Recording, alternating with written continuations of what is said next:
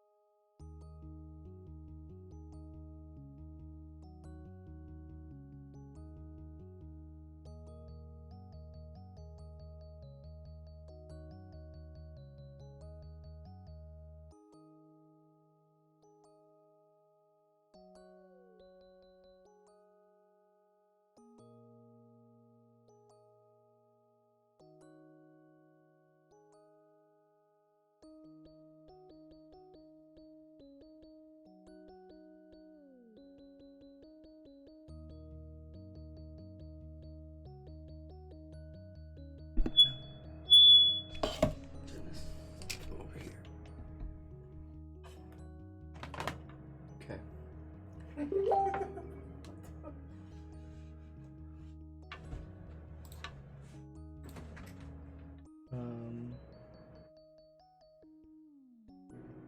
That's my bed.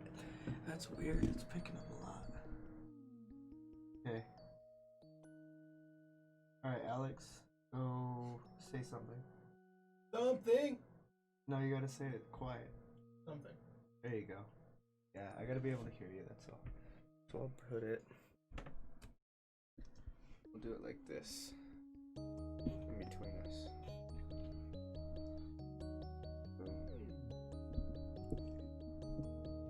Check this out, Alex. Okay, so you speak into this side, I speak into this side. Oh, okay. Yeah. Right.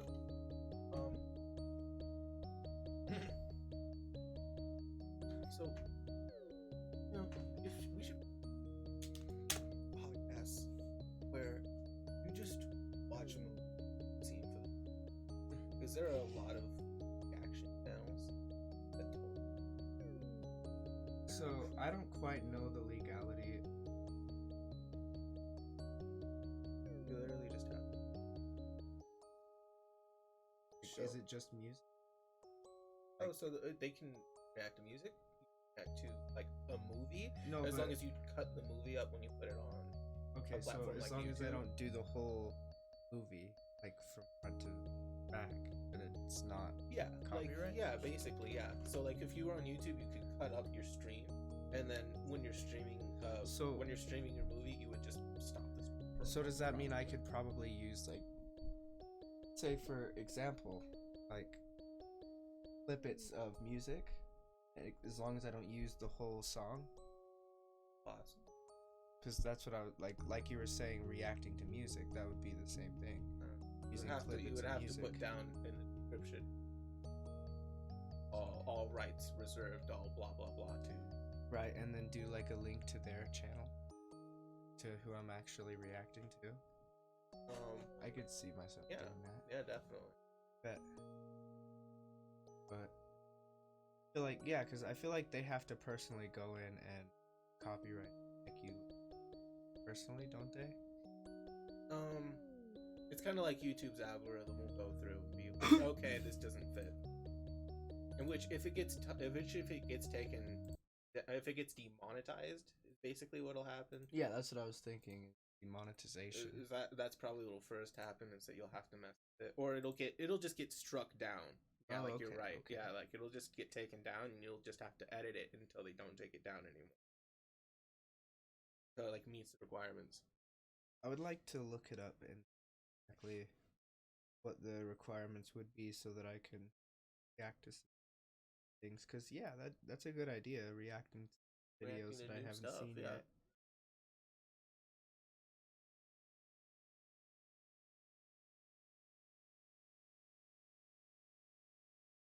Cat.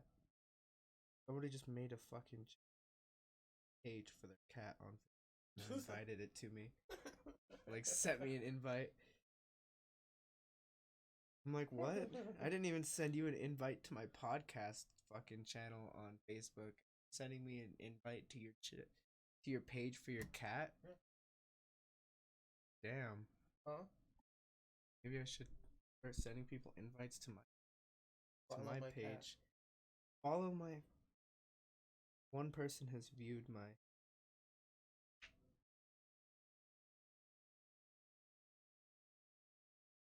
Yeah, too bad we can't go live on Facebook anymore. I remember there used to be a multi-stream function for free, What? but now they made it to where it costs money. That's and then stupid. they It should like be free. well, they took it out and then they reintroduced it to where it costs money. And they were Exactly, like, that "Guess should be what this free." new function is?" What? And I'm like, "It wasn't new. It was always there. It just What? now costs money." Oh, really? Oh, they just branded it like it was. No one knew about it. Yeah, they took it out and then they were like, "Guess what? It's gone. It's no one knows here." about it." And then boom, it's back and it costs money. It costs Look at this new money. feature. Of course, it would cost money. I'm like, "Why does it cost money?" Because you guys it's because they also came out with the multi-stream for YouTube as well. So now you can stream to YouTube, Facebook, and Twitch all at the same time. Yeah. Which I wasn't trying to do. I was just trying to do Facebook and Twitch. But they were like, "No, monthly subscription for even that now." I'm like, "Well, I might as well do all three then." Yeah. At a certain point, you have to read. Let me pay for it once, dude. I don't have that much money. Nobody has enough money to keep paying for it multiple lump times. Sum. I agree. That's ridiculous. I'm tired of it. And it's like, oh, but if you pay for a year's worth, it's only this much, and it's like that's so not good enough. Dude, that's how it is. Expires. Well, such garbage. It's less it's not as bad when it comes to like the online subscription services to play online gaming these days, because it used to be bad, but now it's not. Yeah, it's only like $60 for a year. Exactly. Horrible at all. Yeah. It's fine. Not bad. Don't have to worry about it for 12 months. Fuck it. Who knows what it's gonna be for PS5. I literally ask for a subscription for Christmas every year from somebody who cares enough to get it for me to have PlayStation Plus for a year. So much sense. Like that's the only present I want from anybody, guys. Well, it's just still Sony, so is it still just gonna be $60? It's the same, yeah. I mean, I don't know. I would just jack it up for no good reason. No, they're not gonna do that because there's still people playing the same games on PlayStation 4. It's not different. Oh, that's true. It's not a different network. It's just different consoles. Exactly. You're paying for PlayStation Plus. PlayStation Plus is on different platforms. Interchangeable between all the platforms. Exactly. Right. So like if I went to PlayStation 3 and they still had servers for 3, I could play online on PlayStation 3. Be the same difference for that. I remember that we were talking about something. Save it. Cast. Now, I'm pretty sure neither of us remember. Like 2 hours ago. Yeah. Who knows? Who cares? Who knows? Oh, it was about the guy with the tractor. Fucking, he called up your mom's work, and he was like, "Hey, do you guys have room for my tractor?" And she's like, "Well, it's a pretty big. It's like this. Pretty big car wash." No, it's like this. I thought this was a laundromat. No, it's like this small laundromat. And my mom was like, Well, it's a pretty big car wash. You should be able to fit your tractor through because there's a car wash connected to this stupid laundromat. And this dude has no clue, so he just starts flipping out like I thought I called a laundromat. I thought I called the laundromat. What the hell? Which means he's calling the laundromat to see if his tractor tires are going to be a problem, which means preemptively he has to call just about every place he goes to. Yeah. To make sure his tractor tires aren't too big. Imagine calling McDonald's and being like, "Do you guys have a big enough drive-through that I can drive my tractor through it?" Yeah. And they're like, "What the fuck? That's not even a question you should be asking." What do you mean? It's just like, no, just like, can I make the turn, go into the lane, to get my food? Sir, I'm confused. Am I gonna have to park and go in? What kind of food do you want? Park? What? How about you just order on the phone and we'll have it done by the time you get here? That's what I'd say. I'd be like, you know what? That sounds like a lot of work. How about we just have it done? Where do you park at Walmart? Do you park by where all the trailers do? Yeah. Yeah. That's what I was thinking too.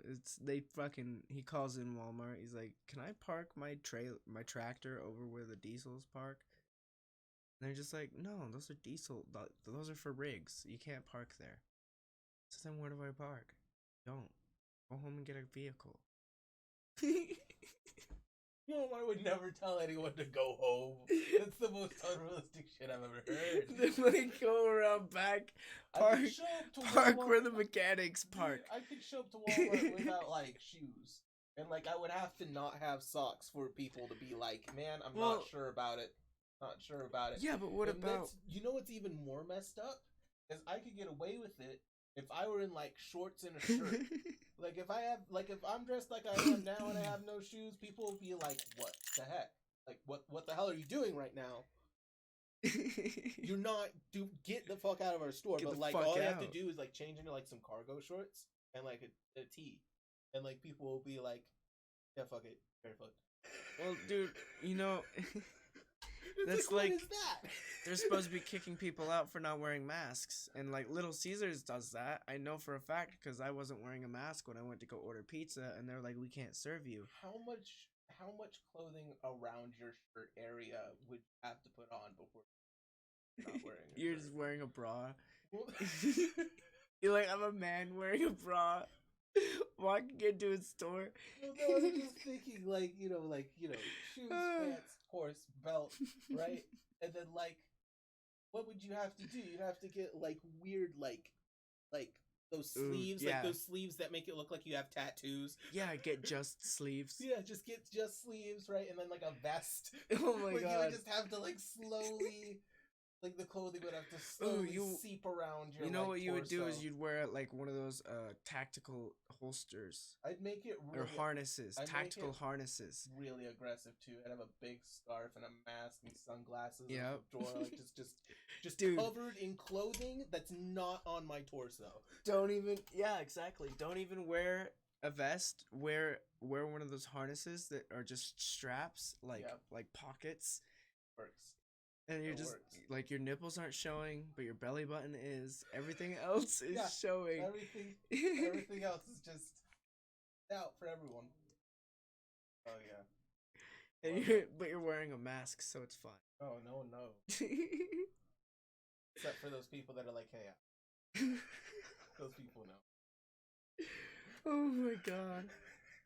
They just walk up, "Hey, hi, Alex. By the way, you're not invisible." That's right, I'm invisiblessed. Run away. Invisiblessed. Oh my god, praise the sun.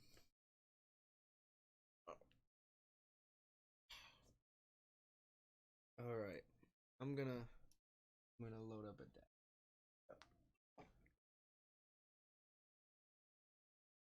Okay. So I would like to talk more about things that you know, religion-wise, because I don't know anything.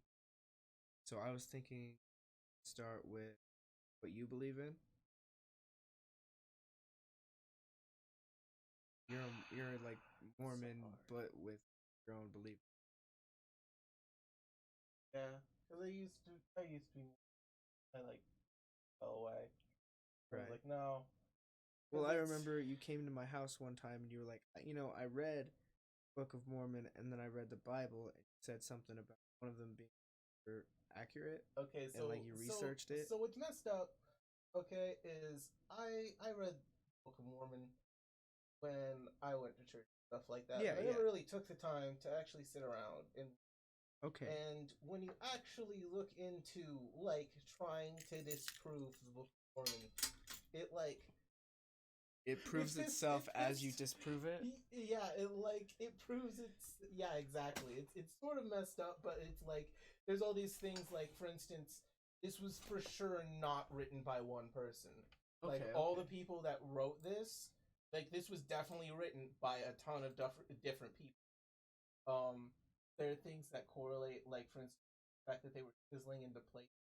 It was really recently, like 2016 or something like that, where they like found plates in Israel, and they had the same carvings that they were talking about, uh, which is ancient Israeli or Hebrew. Sorry, it's ancient Hebrew, but it's made out of Egyptian hieroglyphics. Okay. And people are like, carved into plates, that's stupid. That makes no sense. It's an ancient practice that's super common for ancient Israel and like that entire Middle Eastern region.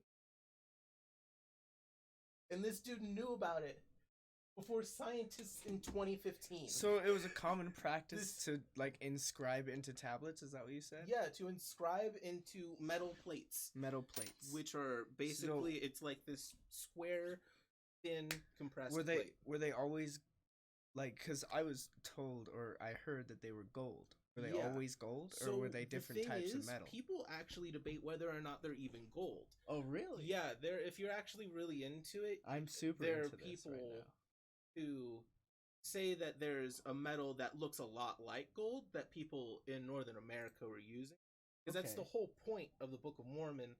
Is it's saying that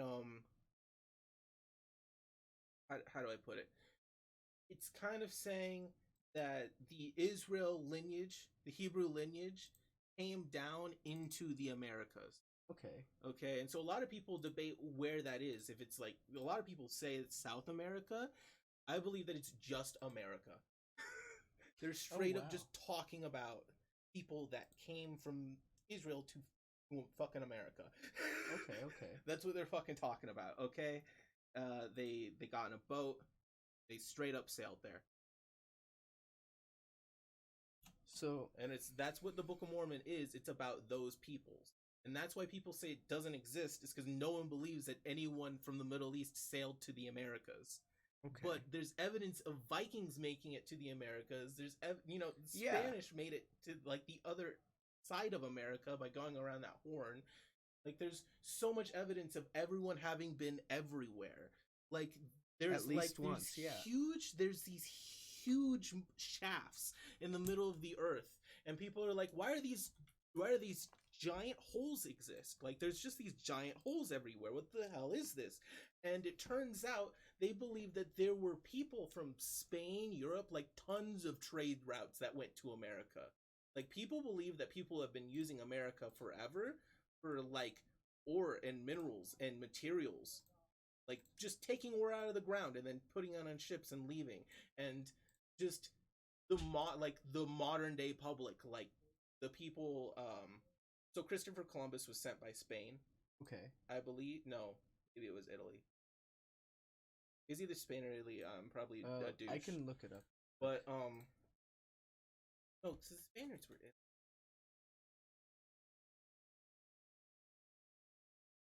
So was Italian. Italian, yeah, it was Italy.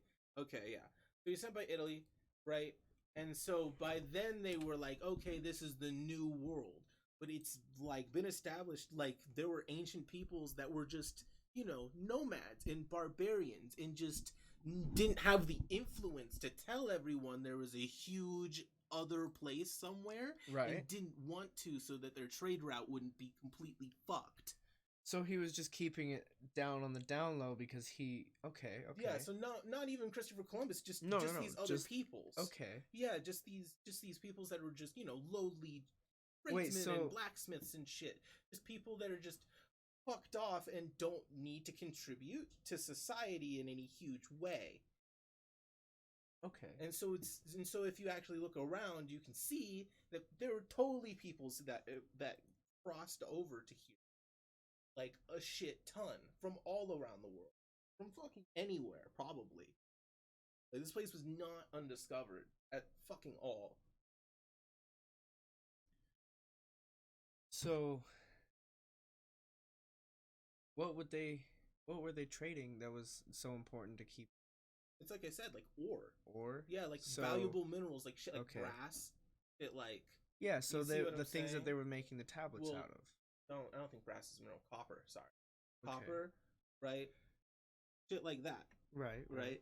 And so the idea is it follows. You've heard of the guy Moroni. You've heard of the guy Moroni, right? Yeah. So Moroni is the youngest brother, or the second youngest brother. His youngest brother is Sam, and his youngest brother is Dumb. And then there's Layman and Lemuel, right? And he has his father's name is, I forget what his name is, but let's just call him Old Man Moroni. Old Man Moroni. Yeah. So Old Man Moroni gets a vision from God, and these guys are really wealthy people in where are they? I think they're in Judah. I forget exactly where they are, but they're somewhere in the Middle East, and he basically gets a vision from God, and it's telling him, "Hey, get the fuck out of here. Like, get the literal fuck out of here right now. Get up and leave now. Like, straight up, get all your shit. Anything that's not valuable, anything that is valuable, don't take that. Like, only take essentials. Leave all of your valuable shit and only take imagine the richest person in town, and that's what they commanded to do, right? They're living in like a 3-story mansion. They're really wealthy, and they all know how to smith, and so they're really good with working metals. Right, they make swords and armor and shit. Right, and they have a lot of and because of that, they have a lot of expensive objects. Right, like you would have I don't know if they had watches back then, but like really nice sundials. I don't fucking know. Right, like extremely nice jewelry because they all know how to make jewelry because that's what they do. They're smiths. Right, like necklaces. Right, yeah. So these are like the wealthiest of wealthy people. Okay. Right, and they get told to fuck right out of town without any of their shit. Oh fuck. Yeah, run into the wilderness. Into nowhere. Yeah, go into the wilderness because God is going to strike down and destroy the ever-living fuck out of the location that you live in. Oh god. Yeah. But did they warn anybody before they left, or did they just pick up and go? He tried, and they all ignored him. They were like, "You're a fool." They're like, "You're lying." You're a bullshitter. We don't believe you. Well, that's the thing, is he belonged to the people that he belonged to the Hebrews. He belonged to so they were shunning him. He belonged to the people that how do I put it? So he went to church with everyone else, but everyone else was like cohorting and they were being dicks.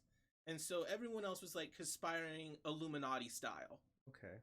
And so they were all like, "Fuck you, you actually believe what we're doing." So it's like, and we're like the money changers and people that just give a shit about materialistic shit and like the letter of the law. Right. And you're like actually trying to communicate with beings from out there. You're actually trying to talk with God, and we don't like that. Okay, and then that's why God was like, "Get out of there. We're gonna strike them the fuck down because everyone else that's holy that isn't you isn't really holy. They're just following the letter of the law and then taking advantage of people. They aren't really aspiring to try and become better human beings. Right, that they're not truly believing what they say. They're not like trying to go on vision quests and trying to contact God and actually ask what the fuck is going on. They're just like, no. And so he's like, okay, whatever, I'm gonna dip. Okay. Yeah. So he gets the fuck out of there, and they're in the wilderness. As he and should. His family gets really pissed off at him because. Do they even follow him? Yeah, they follow him. Okay. Laman and the mule get really pissed off, and his wife gets extra pissed off. His wife is like, "Fuck you! I married a madman. I married a madman. You better be right." And after like and that's the thing, is because she doesn't start off pissed off, but they go into the wilderness. It's been like fucking like 30 days. No, it isn't like 30 days. It's like half a year. Yeah, they go into the wilderness for like half a year, and the city still isn't destroyed. Oh no. Dude, that would make you look like such a douche. Yeah, God told them to preemptively leave, and they've just been walking. And so, you know, the Red Sea? They've been walking around the Red Sea this entire time, and the city still hasn't been destroyed. They're just like bordering it. Yeah, exactly. And so they set up camp, and they bring their brothers, Laman and the mule, bring back word that, you know, the city's still standing, and his wife's super pissed at him, right? Okay. And basically what ends up happening is old Moroni, okay, his badass father that told them that's a loony man and told them to leave all their shit and run into the wilderness. Oh God. Has a vision. Okay. And he has a vision of, you know what how people say the iron rod will fasten the iron rod. This is the vision that comes from. Okay, so it starts out he's in the dark, right? And this is really fucked up because in other visions that aren't in the Book of Mormon, right? So like in the Bible, the vision just happens. But in this, he actually has to pray in the dark in order for light to appear and for the vision to start. Imagine.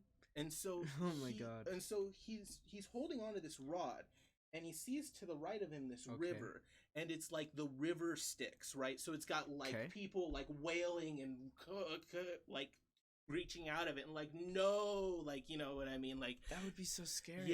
Yeah, it's exactly. And so, and that's his vision? No, it keeps going, dude. There's like, a lot to this vision. Oh, yeah, there's shit. a lot to it. And there's a spiral tower above them, and it's full of people pointing and laughing.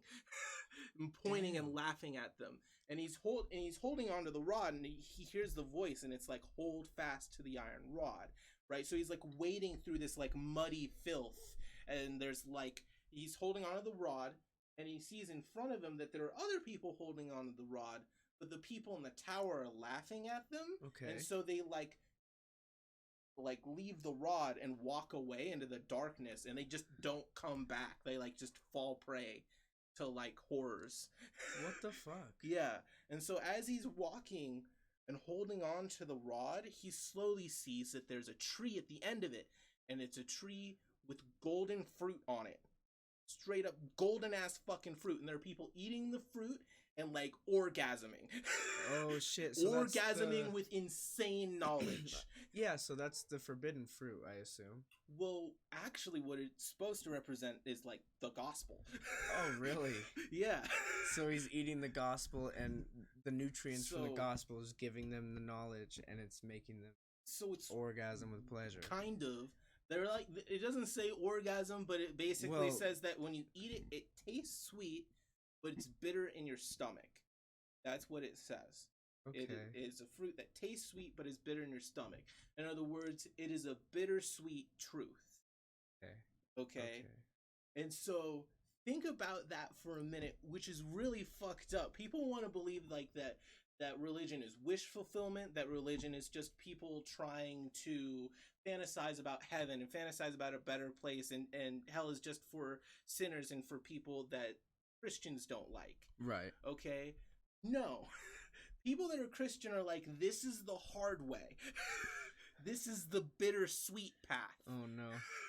This, you know, it's good that I know, but it's almost like say goodbye to blissful ignorance. Right. It's yeah. Okay, so it's bitter because it is the truth. Okay. It's bitter in your stomach, but it's sweet because, you know, your curiosity is satisfied. You now know. Yeah, now that you know. And it's better to know than not know. Okay. You know, Soylent Green is people. Well, I mean, like, you're not wrong, like, feeling, like, when people validate the Mormon religion, it feels like a weird pit in the stomach. It's super weird. Like It's super. but it also you're right. It's validation, so it knowing is better than not knowing. So Exactly. Like it's I don't know. It's really weird to explain. Okay, and so basically, what ends up happening is the only reason God hasn't destroyed this place is because they don't have their family records. Okay, and so there's this douchebag who has this amazing sword. It's like encrusted in jewels, right? And his armor is really fine and amazing, and he's clearly a very wealthy, like, general person. And he goes to church with everyone else, and everyone else is going to keep him safe and protected and not tell him to change his ways. But like, he sleeps with whores and shit like that, and he like is drunk all the time. yeah, so he's super sinful. Yeah. And so what happens is Moroni is like, well, fuck it. I had the same vision that Dad had. Oh, God. And I'm going to go out there and get these plates because I got told a little bit more. Oh. Yeah. He's like, I have more knowledge. Well, no, because his dad is like, oh, thank fuck, someone's going to do something about this. Okay, get out there and do this. And his mom's like, okay, well, don't die, right? Don't die, be safe. Sam's just sitting there because he's a retard. He says like nothing the whole time. He's just on his side for no good reason because he's like him. And Laban and Lemuel are busy being dicks. Something that I didn't tell you about these guys is that, okay, so Laban and Lemuel are his older brothers, and they're dicks, and they always say the worst shit. And even in the vision, when Moroni turns around to see behind him the iron rod, like where he was, he sees Laban and Lemuel, and they're just stammering around in the dark, which means they didn't have the idea to just get on their knees and pray. Right. And so they never saw the light. So they literally didn't get the vision because they had the same vision and just stammered around in the dark. Oh, wow. Yeah, that's how fucked that is. Yeah, because like they would have had the same vision too if they had been able to access that knowledge. All they had to do was think. Yeah. All they had to do is, that's what you're supposed to do, is communicate with God, right? Pray. Right. All you have to do is ask, what the fuck am I supposed to do now? And they didn't even have the idea to do that. You ask, it's, he gives you guidance. Yeah, right, yeah, exactly. Yeah, you ask for guidance, shit like that. And so, basically what happens, okay, is... Oh, no. What I was explaining about this is Moroni, okay, even though he's the younger brother, okay, he's clearly favored by his father, A, and B, he, okay, so he towers above his older brothers. So his older brothers are like my height. Let's say they're like 5'10". Moroni's like 7'2". Moroni's like the tallest motherfucker you've ever seen. Did you say, wait, how big, how tall did you say? I wouldn't call him 7'2", but he's like 7 foot. He's like so he's just super tall. He's like 6 foot something. Like Neanderthal. Yeah, yes. He's like dumb big, and he's super bulky and strong. Yeah, even though he's the little brother. And so Laban and Lemuel hate him even more because he's closer to God. He's better looking. He's huge. He's the missing link between us and Ape. So fucking he runs into the city barehanded to go get his family's records because this asshole that I told you about with the sword and the armor and shit, right, who gets drunk all the time, he's just sitting on them because fuck you. And he just took them. And so he ran in to go get them back, and Laban and Lemuel are sort of scouting outside of the walls, keeping lookout for him. And they abandon him because they're dicks. But he runs into this guy's servant. Okay. And the servant is from a totally different land. And he's scum of the earth, but he's super nice. Right. And so he actually mistakes Moroni for his master. Because Moroni, like, steals his armor. Yeah, he's wearing the armor. And then he's like, oh shit, you're not my master. And he's like, shh, I'm gonna fuck this dude up. You wanna come with? And he's like, okay. He shuts his mouth. He's like, let's do it. I never saw you. Right? I never saw you. And so, like, his master gets super wasted, and then Moroni jumps out and just cuts his head clean off. And he says that as he did it, it was not him, it was the Lord guiding his hand. He says that like he's not murdering, it was the Lord commanding him and guiding his hand to take a life. To cut the fucker's head off. He deserved it. That sounds like some schizophrenia he deserved shit. it. I mean, and so he took his sword, the jewel-encrusted badass sword, and so he's What happened to thou shalt not kill? And so this is really fucked up, right? Because his mom and his dad are just sitting around worried with his brother Sam. And I actually think they have 2 even smaller brothers for some reason. Okay. Yeah, they even have littler brothers. It's like a large family kinda. And and the brothers have wives and shit. And so everyone's got, it's like this big cohort of like family. And so they're all like sitting around worried about these guys. And then his mom breaks into tears and drops to her knees because she swears to fuck that her sons are captured and one of them is dead. Because she just sees off in the distance this strange large man covered in jeweled armor and a insanely amazing sword carrying the head of which surely her son. Oh my god. And having the rest of her sons and a manservant in tow, and as it gets Holy closer, shit. she realizes it's Moroni and it's the head of that douchebag. Oh my god, she's like, oh my god, it's my son, yes. Yeah, no one recognized him until he got all the way up close, and they were like, armor. Oh fuck, it's Moroni, and he came back like a badass. What a mind-blowing situation. He's the warrior of God. Yeah, and then like really quickly after that, like not very long after that, fucking Israel gets fucking thunder fucked. Oh fuck. Yeah, they get thunder fucked. So that's when they finally fucking they build get a boat. Destroyed. Yeah, and so then they dip out around the Red Sea, even closer to the fucking Atlantic, right? Okay. And then they build a boat and they get the fuck out of Dodge. Oh wow. Mm-hmm. That's the right thing to do. Fuck, that's crazy. So that's the end of the. But there's so many questions. No, it's not the end. That's just like the beginning of the first book. Okay. There's so much of the Book of Mormon. I know that's not the end of the Book of Mormon, but I mean like that particular story. No, there's a lot to that particular story, though. Okay. I'm just telling you, that's how they get to the fucking New World. And so that's how they got to the Americas. Yeah, that's how they got to the Americas. They took plates with them, right? And those plates... Yep, and those plates got buried.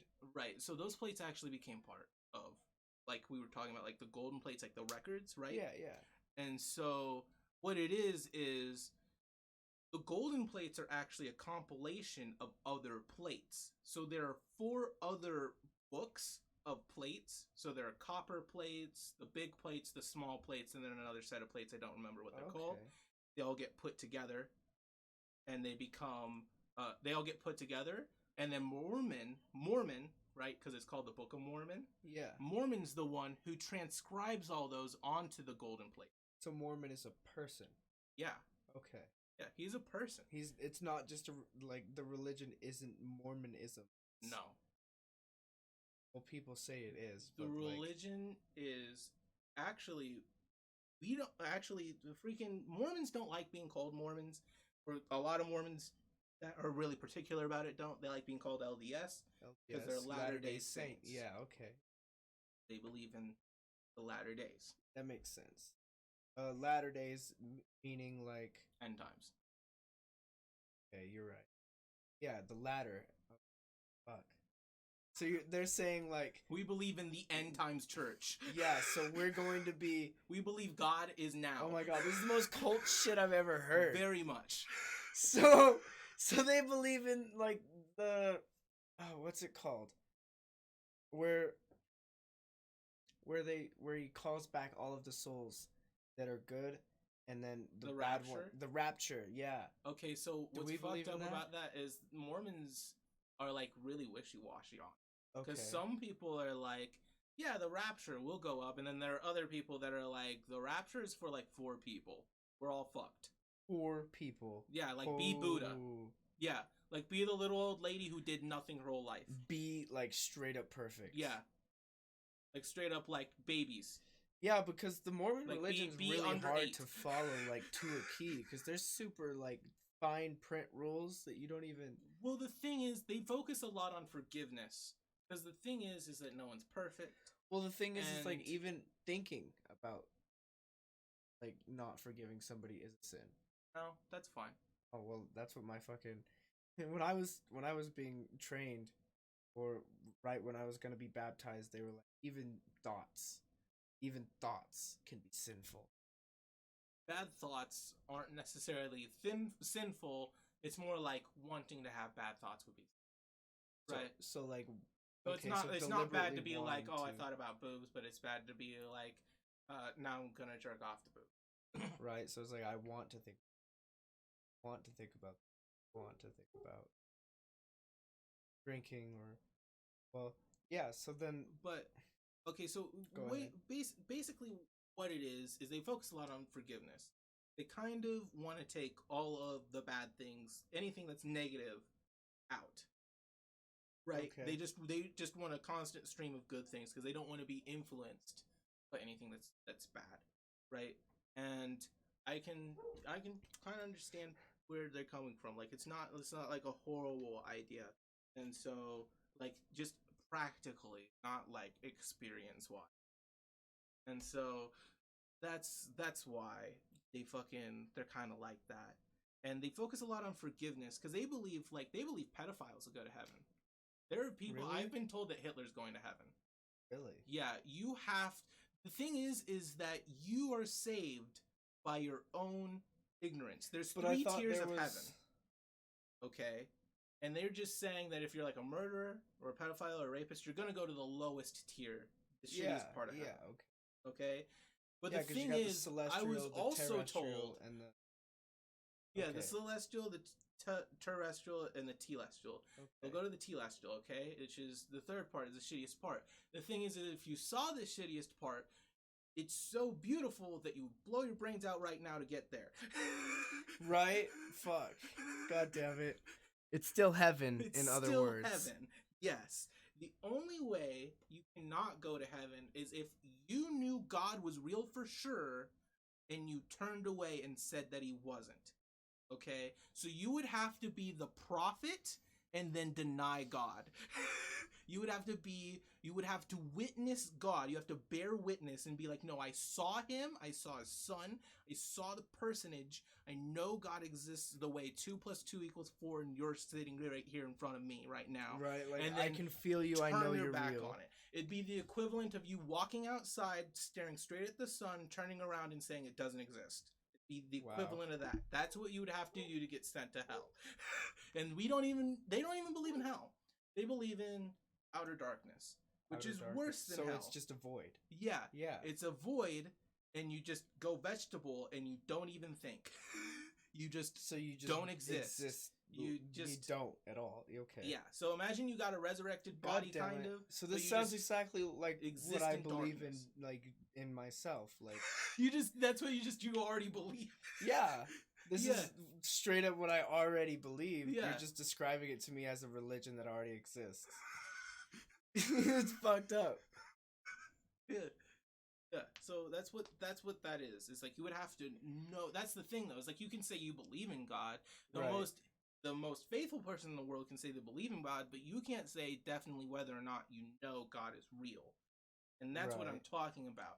You would have to have the burden of knowing indefinitely whether or not there is a God, and then so it's like turn Sam your back and Dean. On it. It's like, what if Sam and Dean said there was no God, even though they met him 3 times? And they're just like, okay, well, now you're going to hell. Because you fucking straight up denounce God. It'd be the equivalent of someone walking up to you, shaking your hand, turning to your right, talking to someone right next to you and saying, I don't know who the fuck BWrecks10's with is. Yeah, what are you talking about? I never did that. What are you this talking person about? right next to me? What? All of that nebulous air? I don't even... Yeah, there's no one there. It's literally the equivalent of that. Like, you would have to fuck up that hard. Such a fake... This is a fake person. It's not even there. He's just a figment of your imagination and mine.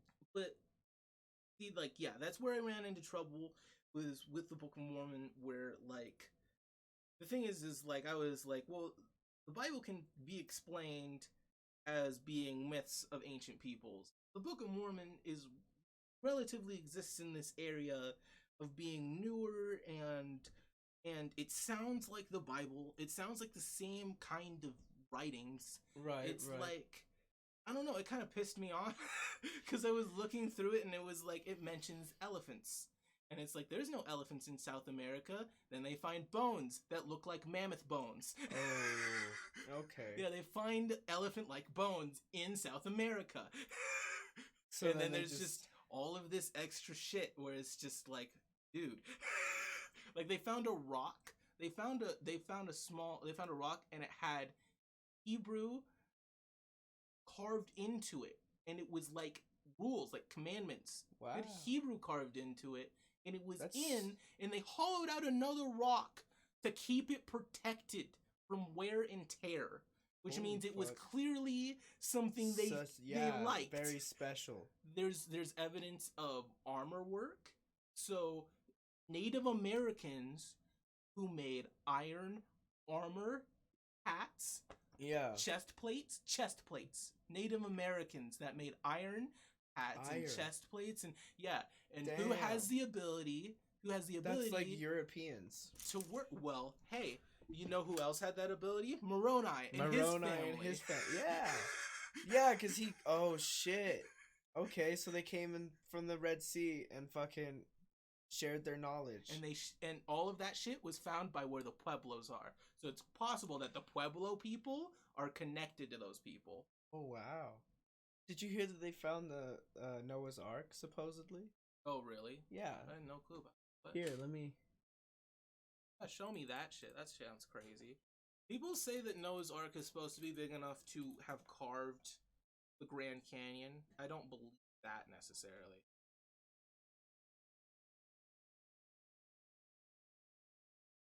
Yeah, here we go. Check this out.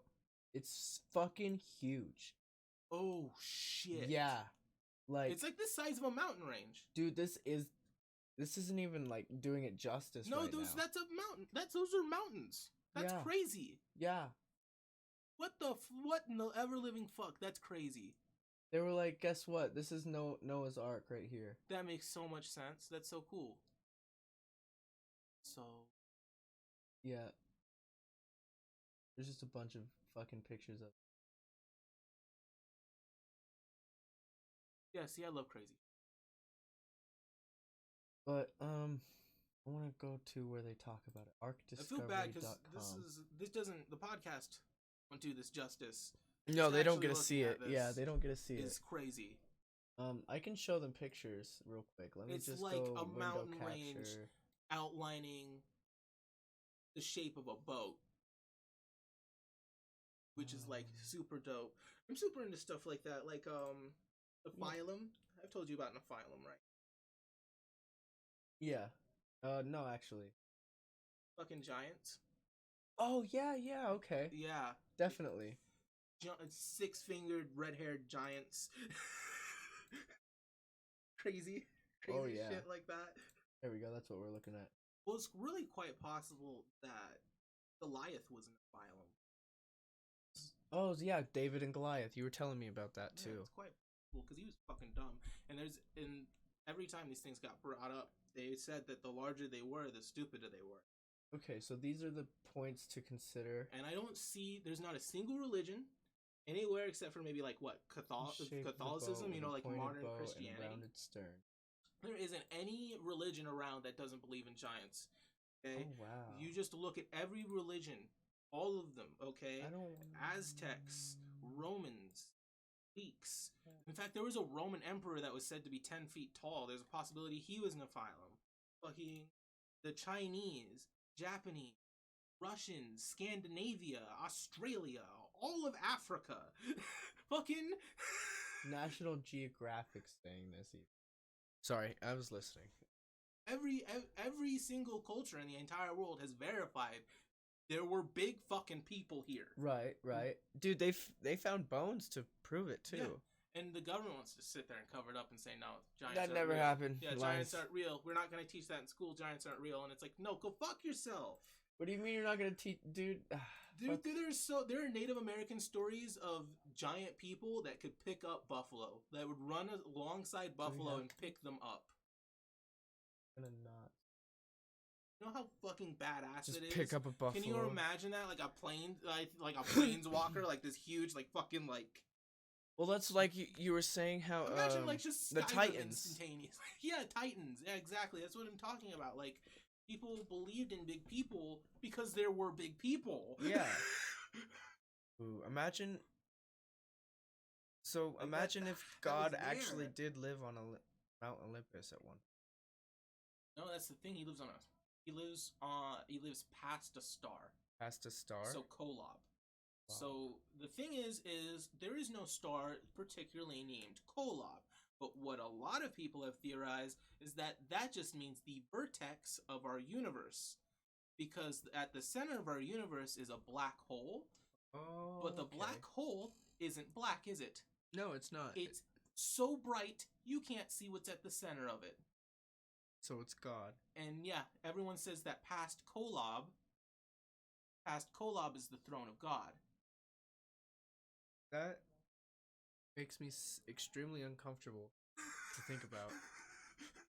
Like, I'm not kidding. Like, I can imagine this right now. I'm visualizing, and it's making me uncomfortable. So let's just I could pull up Universe Simulator, and we could look at God right now. You're just like, I'm gonna look at this for a minute. And so, in the I'm Doctrine... gonna have to download it first. We'll do it later. So there is a book called The Doctrine and Covenant. What it is testimonials of prophets. Oh, before that, I want you to... This was the Noah's Ark thing that I was telling you about, that they found it. Okay, here. These are points to consider on why it might be real. It is in the shape of a boat with a pointed bow and rounded stern. Well, fuck, dude, that was enough for me. Right? No, That's already where I was at. Exact length as noted in biblical description, 515 feet or 300 Egyptian cubits.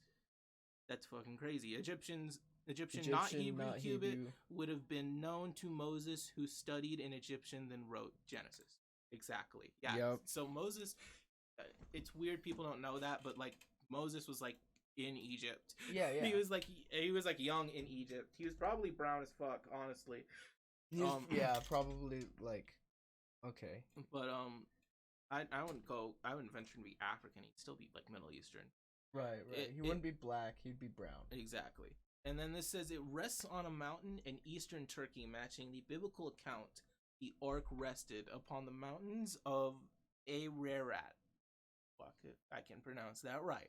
Ararat being the name of the ancient country Urutu, which covered this region. That's crazy. Contains pure petrified wood, as proven by lab analysis. What the fuck? Yup, it is definitely wood. It's all petrified wood. It is. Mm-hmm. Oh, fuck right off. This is so crazy. Okay. Contains high-tech metal alloy fittings, as proven by separate lab analysis paid by Ron Wyatt, then performed later by Kevin Fisher of this website. Aluminum metal and titanium metal was found in the fittings, which are man-made metals. Definitely man-made. Yeah, definitely. Those aren't natural occurring metals. Yeah, those are man-made. Vertical ribbed timbers on its sides comprising the skeletal substructure of a boat. Regular patterns of horizontal and vertical deck supports. Yep. Beams are also seen on the deck of the Ark. Occupied ancient village at the Ark site at 6,500 feet elevation, matching Flavius Josephus' statement. Its remains are shown there by the inhabitants to this day. Dr. Bill Shee, archaeologist, found an ancient pottery shard within 20 yards of the Ark, which has a carving on it that depicts a bird, a fish, and a man with... Wait, go down. Down. Right here. And a man with a hammer wearing a headdress that has the name Noah on it. That's fucking crazy. In ancient times, these items were created by the locals on the village to sell to visitors of the Ark. The Ark was a tourist attraction in ancient times and today. So it's just been sitting there, and everyone's just been fucking ignoring it. Yep. It's crazy. Recognized by Turkish government That's as fucking Noah's Ark crazy. National Park and a national treasure. Official notice of its It's discovery over there in appeared in the Turkey, largest just- Turkish newspaper. Oh my god. That's crazy. They're just Visitors- like, guys, we have the Ark. We Yeah. have the power. Visitor center built by the government to accommodate tourists further confirms the importance of the site. Huge anchor stones were found near the Ark and in the village Arzap, 15 miles away, which hung off the rear of the Ark, so who's to our steady its ride. I'm sorry to interrupt, but Yeah. do you know who our current prophet is? Do we even have one? Yeah. There's always a current prophet. Yeah, I No figured. matter what. There's always one on Earth. So What does he have to say about all the shit that's going on? Has he just kept quiet? No. He's not saying anything. there's general conference. Uh, So that's where everyone would convene to watch the prophet and a bunch of his But COVID. cohorts talk. But COVID, so now it's just an empty auditorium, and they still just televise it. yeah, So yeah, you like can Zoom still- calls. We can sit down and just watch the prophet talk. There's tons of talks by the prophet. I mean, you're not gonna like to sit here and listen to them. No. I just want to see a clip. Prophet. So there was Thomas S. LDS. Monson, and then the new one, I forget, Russell L. Nelson. and Yeah. Nelson. Thomas S. Monson is the old one. He died. Russell L. Nelson is the newest one, So how do you know when you're a prophet? as of 2018. Okay, so he was in the quorum of the 12. And the quorum, so the thing is that they set up things the way that they were set up before the church disbanded after the New Testament. After the New Testament, there was an age of darkness, and then eventually Joseph Smith finds the plates and then brings the church back to life. Right. So and he rejuvenates the church, believe- making his own church. Yeah, so into the that's why Americas it's- because all of them are. That's why they say that this is the restored church. They Yeah. believe this is the church continuing straight up where fucking Jesus and the New Testament and all those fuckers left because off. I remember this was supposed to be Jesus's church. Yeah, it's the Church of Jesus Christ of Latter-day Saints. Yeah. They believe it's the exact same one. It's not Catholic. It's not Irish. It doesn't come from any of that other shit. It's the purest shit possible. Okay, it's supposed to be the same exact tablets, same exact thing. Yeah, everything translated right the fuck over. And so Russell Nelson's the prophet, and the way they have everything structured is that there's a prophet, and then he has two council members that help him out. Okay. Right? And so those are the three big dudes. And then there's the quorum of the 12, which serves under them, which is 12 people, and then underneath that is the quorum of the 70, which is 70 people. And that's how the structure of the church is organized from that down, like that, like a pyramid. Right? And so when he dies, right, the three are disbanded, and then any of the 12 can become then the last one in the 12 becomes the next prophet, which is sort of weird. I forget exactly how it's put, but it's basically like based on the time that you get put into the 12 is based on how you get put in and whether or not you're the prophet. So it's just a set thing by the religion saying that you are a prophet. It's kind of a gamble on whether or not you're even going to be a prophet, because it just depends on how you rise through the ranks. Well, Because I figured God would just choose. No, but that's how they see it, as God choosing, because there's no difference between the first guy that got picked and the last guy that got picked besides the timing. And so they're just like, that's just God. If you're the prophet, that was just God deciding. We didn't set this up in advance. Okay. This is just how it turned out. He just told us this is the way it works. It just fell into place. Yeah. You want to know something scary? You want to know how missionaries get sent to their mission and how they were doing it for a really long time? I'm not sure if they advanced it, but this is how they were doing it for a really long time. Okay, I'm ready. Okay, so you got introduced to this guy, got a calling to do this. This guy? Choose, no, just a guy. The guy I'm talking about got a calling to choose where missionaries go, and he was being trained.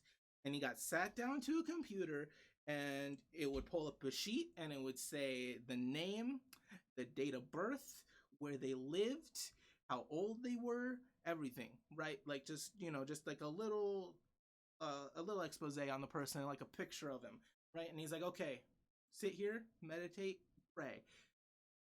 See this map? Okay, all the missions in the world are marked on the map.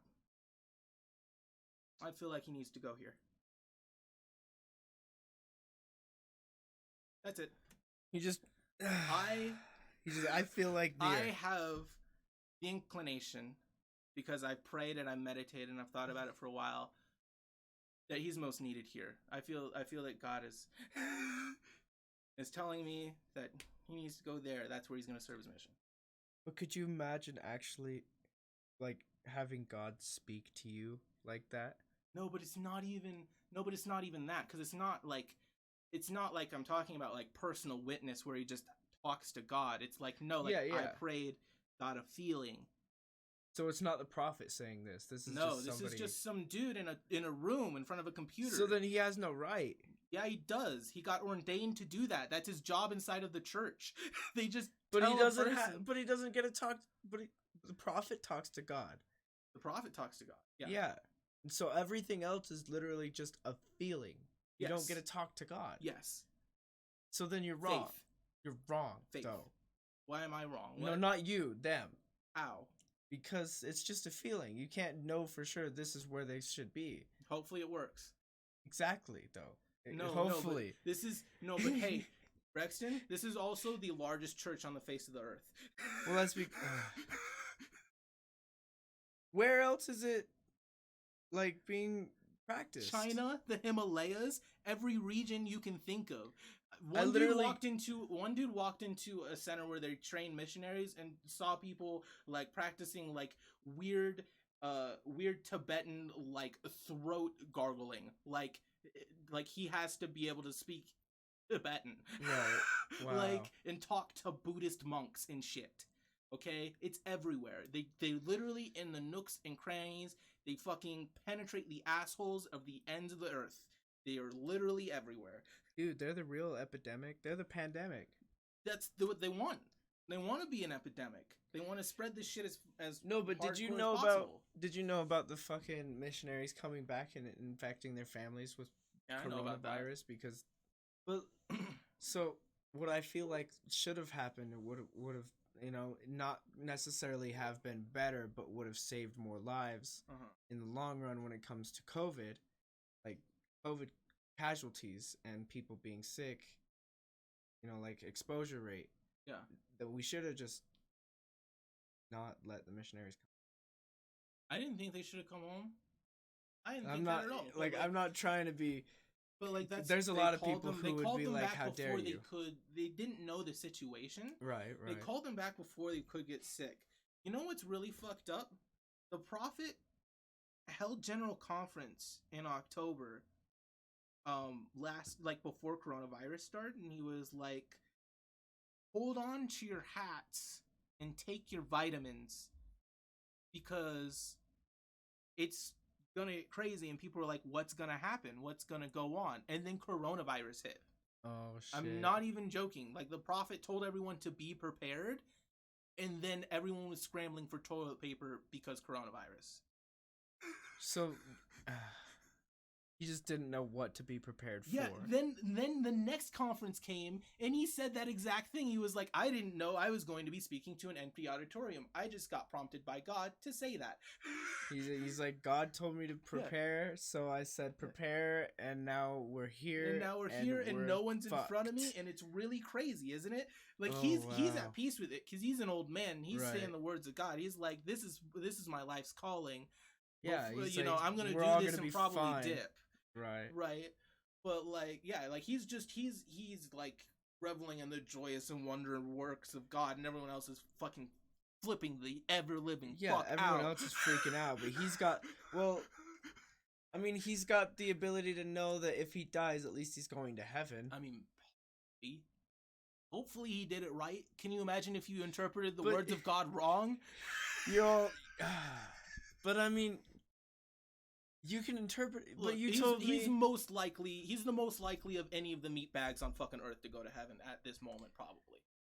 besides any babies. But you're contradicting what you said earlier, because you told me to get into because there's 3 heavens, and to get into hell, you have to be like the worst of the worst, and you have to straight up like know that God's real. You're and true. Then turn around You're on right. him. What I meant by that would be like the top tier of heaven.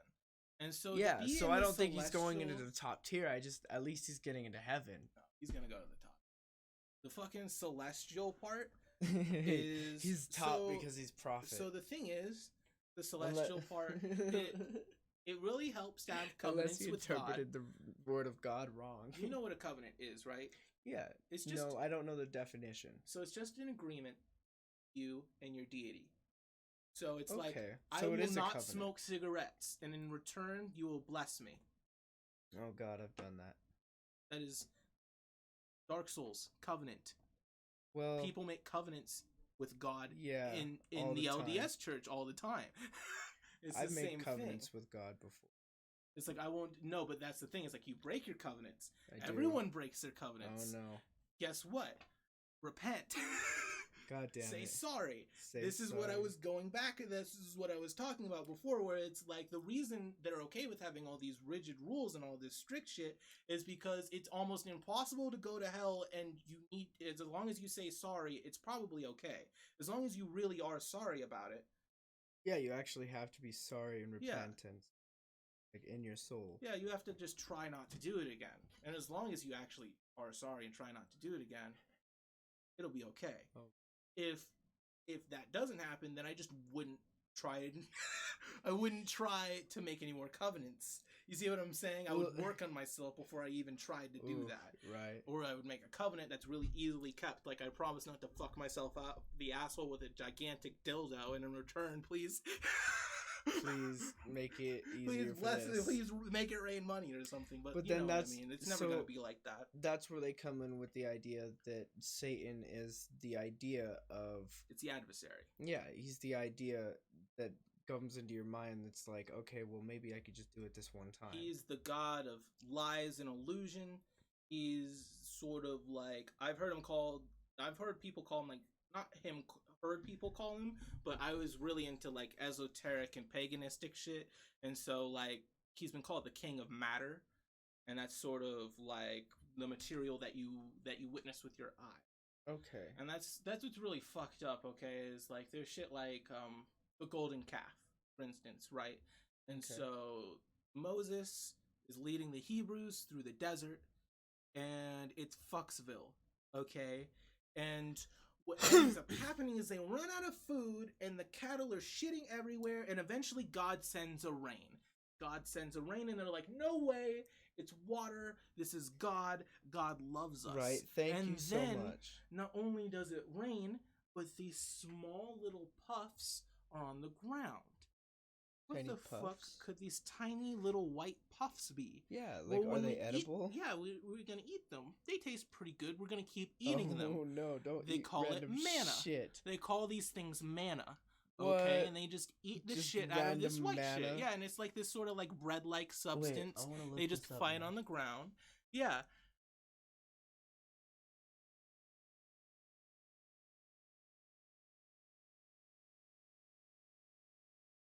No, just here. Take that away. Not what is manna. Type in manna. Bible. Yeah, that's how you spell it. It is described twice. Once in Exodus 16:1-36. Full narrative surrounding Exodus. Manna Raw tasted manna like tastes like wafers that wafers. had been made with honey. Holy fuck. Yes. Okay, so here's what's here's what's amazing about this, okay? People Okay. believe that manna was mushrooms that were growing out of the cow shit when the rain hit the cow shit. Oh fuck, that's hilarious. Yeah. So the distance out of okay, so you know what's really fucked up? The distance they were trying to travel to get to the promised land would probably take you like 40 days. Wait, how do they know what wafers taste? So what's a proper wafer? It's just like a cookie-like substance that they Okay, probably okay. made. Okay, but okay, so like Go ahead. getting back to what I was trying to say. Okay, Sorry. they believe we now believe a lot of people believe that these were mushrooms, and a lot of that comes from the fact that I've even been told this in church. The area they were trying to cross in the desert wouldn't take 40 years to cross. It would take like 40 days. It so would they take were not tripping very on mushrooms, long. and it made them think that it was longer than it. It was like an entire people's on a gigantic psychedelic trip for 40 years. Oh my god. Moses didn't make it to the promised land. He led them, but he died on the way there. It was a completely different set of peoples. It was like their children that made it. Holy fuck. Yeah. Yeah, holy shit. They probably just went in circles for hours. Kinda, yeah. So anyway, Moses... Imagine just having to go in a straight line and you just don't make it. So Moses goes to a top of a mountain to talk with God. Okay. And while he's there, there's a burning bush. Now he's clearly tripping hard as fuck. People say the acacia bush that he saw light on fire is actually super high in what is it called? Cyclodin? No. Cyclofen. The drug. The one that Joe Rogan took. DMT? It's super high. Oh, okay. It's like sage, like the way sage is super high in DMT. Like that's like super higher. Cool. Yeah, and so he looked at the burning bush, and the burning bush gave him the 10 Commandments. He went out and he saw that all of the people were now on their knees worshiping a golden calf that they had made. And they called it a sun god, right? That they had made. The golden, it's the golden calf. What the fuck? It's a sun god, yeah. And I think it was actually originally supposed to be a symbol ball or something. This sounds like the biggest, psychedelic trip I've ever heard. And so Moses gets pissed off, and he smashes the tablets. Yeah. What? Yeah, he smashes the tablets. He gets really pissed at them. And the thing is Moses can hardly speak. He actually has a stutter. He's kind of lame in the mouth. He says it himself. Okay. And so, first off, God chose a man with a stutter to communicate all of his words. Tells you about the kind of people that God picks to lead his peoples. People who can't do it very well. It's like this was a test for Moses, but very much. They listened, though. Yeah, they all listened to this stuttering madman who could part the sea. What? Yeah, and so anyway... Okay, I'm listening. This is crazy. Yeah, so anyway, he smashes the tablets, really sadly slumps back into the cave at the top of the mountain, talks to God at the burning bush again, and God is like, give you simpler. And so he comes back out with the simpler version. So the 10 Commandments we have now are like the commandment for dummies. It's like babies follow this. It's like no shit, Sherlock. I can't believe this right now. Yeah. So he goes in and he gets 10 Commandments, comes out, realizes that those people down there can't follow the basic shit. Breaks it, goes back to God, says, sorry, dude, we can't do that. No, not even that. God is the one that downgrades him. He's like, oh, fuck, I'm sorry. And he's like, yeah, you fucked up, Moses. Now you get shit commandments that are too easy. Oh my god. Yeah. He blames Moses. He's like, you're a fucking shitty leader. So think about the commandments that we have. Don't kill, don't steal, don't murder. In the original commandments, it's quite possible that the 10 Commandments were all like the first one. And then there were like 9 other ones that led you to being like Atlantean superhuman greatness. Right. But we fucked up. Because and so we got they shit were worshipping a commandments. golden calf that they made. Yes. How the fuck did that happen? I want to know where this golden calf that they made came from. How do they make a golden calf? So... Okay, so here's something that's kind of fucked. Why were they worshipping it? Because they made it. Yeah. I got a lot of questions. So, well, it was just the way deity worship was the way everyone did everything. Okay. They were around Babylon and shit, and Babylon was just the epicenter of kneel at a statue. So what I'm thinking is the calf was conjured by God to make them think that they made it, and then they were It's most likely the adversary. It's more like the worldliness of this like plane. the matter, like you were saying. Yeah, it's the worldliness of this plane, and it's really kind of fucked up. Okay, so But they were worshiping it, so that's blasphemy. Yeah, exactly. So I've been studying, looking at colors and shit like that, right? And I look at chakras, and I look at hermeticism and stuff like that. Okay. And a lot of shit like that. And so if you actually take a look, scientifically, gold isn't not gold.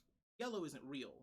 Gold and yellow are basically the same thing. The sun is represented by gold because there's red, and it's green, a sun god. Blue filters in your eyes. Yeah. So no, it's it's red, green, blue, and so basically what it is, yellow is just you taking the blues out of the green in your eye. Mm-hmm. That's all it is. Yeah. And so, what is it? It's an illusion. It's fake. It's fake. It's not real. It's the golden calf is an illusion. Okay. Want to see something fucked up? The golden calf is an illusion. That's super smart wording, actually.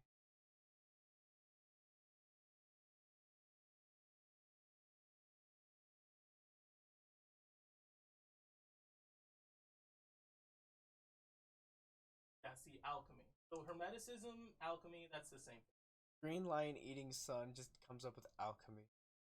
Yeah. Wow. So see that? That, right? Yeah, that's badass. Sun. Okay. So Christ is otherwise known as the Lamb, also known as the Lion of Judah. And also known as the God of Love. Guess where the green is in the chakras. The green, it's the heart. Is the heart. Yeah, because blue was the throat. Right. So and heart, purple, the heart, blue, the illusion, yellow, the illusion. Yeah, and then the lion red is down here. Eats. The lion kills the calf. It eats the wow. sun. It kills the illusion. That's Christ crazy. Kills the illusion of the sun. Oh my god. Of the calf, yeah. Guys, this is mind blowing. So, what's actually fucked up is people are saying that like hermeticism and stuff like that it's like all esoteric and it's the devil and shit like that. All of the symbols I have found in hermetics and in alchemy are evidence of Christ. The philosopher's stone is enlightenment. Okay? That is what they are trying to make, is the philosopher's stone. Okay. So wait, enlightenment? The philosopher's stone, enlightenment's like what Buddha achieves. Okay. So it's like... So he goes one and he dissipates, kind of, into pure light. So I was looking up... Hold on.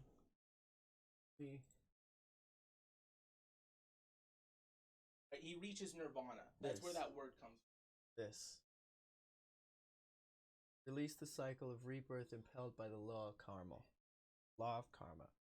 The transcendent state attained as a result of being released from the rebirth. Well, that's the thing is, like, it doesn't say that it believes in reincarnation or not, but if you do, then that's a really good way to put that, because that makes a lot of sense. Yeah, moksha is probably the best word for it. Yeah, enlightenment, liberation, and release. So if you wanted to, you could think of moksha as... I only brought that up because Buddhism and... Yeah, right. So right there. For the podcast, it says moksha, M-O-K-S-H-A. Oh, they can read the it. Transcendent... Oh, this really? is what they see. Yeah. Oh, okay, good. Perfect. Yeah, I've been being nice and consistent about letting them see what we see. Okay, yeah, so that's a perfect way, actually. I literally looked this up earlier, trying to find words that would mean the same as near-death experience, like I was saying earlier. Oh, okay. And this is what I ended up finding something. Call that a near-death experience. No, definitely not. But, okay, so... But this is what they gave me. You could think of that as kind of the goal of what the LES people are doing. Yeah. Because they don't want to be in third-tier heaven or second-tier heaven. You can think of, like, the first-tier celestial best heaven as moksha, as release from the cycle. Okay. Yeah. So it's... Okay, that's what they want. That's their ultimate goal. They want to become like God.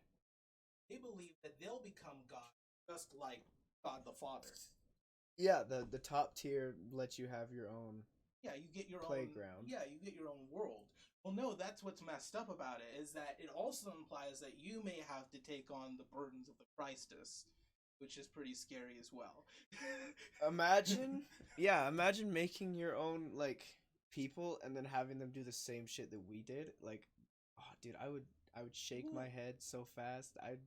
I'd do what God did multiple times. Fucking start over. Well, the LDS religion actually believes that Christ created the world. Christ? Yeah. So it was Jesus, not his dad? So they believe that there are gods going back as far as, however, like God the Father, he used to be a man like you and me. Okay. And he made it to the first tier celestial place, kind of did whatever requirements were necessary and became God the Father. And so we have the ability to become gods as well. Just like him. But we have to do what he says. So that actually like ties in with the physics theory of having like infinite universes or infinite dimensions. Having infinite dimensions and shit. Yeah, of having more than one dimension. Yeah, and everything. Because it just keeps going back and back and back. Mm-hmm. That's why lineage is so important. That's why everyone's doing ancestry and stuff. Because they believe that God prays to his own heavenly Father. That makes sense. Right? It's all connected through lineage. We're all brothers and sisters. Well, we all come from this father. There's a famous has brothers and sisters. They come from their father. Yeah. There's a famous saying that goes, God doesn't know where God came from. And so no, but that's what's fucked up. Is the LDS religion says he knows exactly where he came from and exactly where he knows exactly what's up. That's literally the religion is what if he fucking does? Yeah, what if he does? What if he does?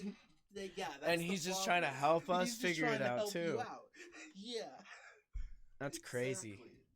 That's what's so messed up about it is you go into it and you see all the boring shit like, hey, help us find names. That shit's boring. But then you learn what's behind it and it's like, oh fuck, they're trying to save the human race. Right. Oh shit. They're trying to save the humans. The amount of people I've heard have been baptized, like Joan of Arc and shit like that, like just like baptized for the dead baptized. Right. I think someone said they baptized Buddha, but I'm not sure. But don't. Okay. I mean, I have mixed feelings about baptizing people of other religions because it's against their will and they didn't obviously believe in that. But like, at the same time, it's like, but what if we're right? Yeah, that's kind of where they're at, where it's like, let's just take care of it for them, and I'm sure if they're right, then it won't matter anyway. Okay, but what if they have the same problem of blasphemy if you worship the same, or if you worship the wrong god? No, but come on, what? It's like, I'm dead, I'm not worshiping anything. No, but fuck that unfair god to begin with. I wouldn't want the praise of that kind of for being punished or someone else fucking but that's blaspheming me, you know what I mean? It's like if I run up to a Christian and carve an upside down star into their chest, they don't get into heaven. That doesn't make any fucking sense. Yeah, that's true. That's like somebody, well, like, it can't be done to you. You have to choose it of your own volition. Yeah, it's like if you get murdered, then you're fine. But if you commit suicide, then that's the ultimate, like, that's another thing is people say that if you commit suicide, then that's a murder that you can't repent from. Then you can't. And so then you can't go to heaven. No, you go to the void. No, you go to heaven. There's like an 11 video series because the church got super like paranoid, like, oh my god, people actually think this. Because that's the sort of shit that starts in small hick towns like fucking Richfield. Right. That the church doesn't actually endorse. It's just small-minded things. Okay. So it's just people who are trying to cause propaganda. Exactly. That's exactly it. That's the thing is like, what really matters is that. Well, I'm glad I asked that question. Even after death, because there are people who know of Jesus. Yeah, so how the fuck are they supposed to get it? Yeah, and so they're blissfully ignorant. Yeah, exactly. So the idea is that after this, You either go to spirit prison, spirit paradise. It's not heaven or hell. It's just spirit prison or spirit paradise. So the way I and was you get- explained to it is you go to like a neutral place to where you get judged first. Yes. Yeah, so and then after the kinda- judgment, then you go like on a train or whatever, and then that takes you to the kingdom that you're going to. I mean, Something like that. meh. It's more like you get instantly sent to prison or paradise. Okay. And in that prison or paradise, you are confronted with the ultimate truth. And so basically, all of the Bible is revealed to you. All of the truth of the universe is revealed to you. And fucking, you learn that Jesus is real, and you have to accept Christ in your heart. If you accept Christ as a real thing, as really the Son of God, and that his Father is real. Yeah, and so they that give you that last chance. the Holy Ghost is real, right? Yeah, they give you the last chance. They're like, hey, do you accept Christ is real? And if you, I mean, if you do, you're in. Imagine dying, and the first thing that you hear after the light like fades from your eyes is, "Do you accept Christ as your Lord and Savior?" Well, I'm sure it gets explained. You know, it's like Dark Souls. Like you're just sitting in a cell, and then some motherfucker comes with the key, and he's like, "Hey, This the is your Christ way key. out." You gotta go ring a bell, motherfucker. You know? This is the Christ key. You gotta go do shit. You don't get to go hollow. Oh god, that's a good reference too. That's a the great way- reference. That's kind of what it is, where it's like a laugh. And if you're in paradise, you probably just believe in God or Christ already. But it's like, But if you didn't, then it's like, oh, like the little old Hindu lady that never did anything wrong ended up in paradise, and she's like, sure, Christ can be real, why not? that reminds. But I feel like that'd be a dank comedy skit though. It's like somebody gets hit by a truck, and then all of a sudden, like the light dissipates from their eyes, and then they're just. Do you accept the Lord and Savior, Jesus Christ, into your heart? And then it's like just some white Mormon guy, just like right up in your face. Do you accept the Lord and Savior Jesus Christ? And you're just. What? And he's like, oh, okay, well, I'm sorry, sure. bud. Wait, no, come back. Come back, yeah, I can do that, yeah. Yeah, why not? No Who's this problem. dude? Can I meet him? And then you're just like, wait. Where's my house? And he's like, oh, you're dead. Oh, shit, yeah, of course I accept the Lord and Savior. Why not? Yeah, well, why not? It's like, of course I At this do. point, If I'm dead, like, wait, I'm am I dead. really dead? Like, dead? Yeah, there's no going back. Oh, okay. So, yeah, I accept it. As long as I don't have to tell my friends, as long as all my friends do it. Yeah, as long as my friends don't know, it's okay. Is this shit gonna happen to them? Can I, like, hide around the corner and watch? Watch you break it? That Christ is super real. Christ is so real. And then, or someone just gets so surprised by the question that he's like, no, go fuck yourself, you stupid Mormon.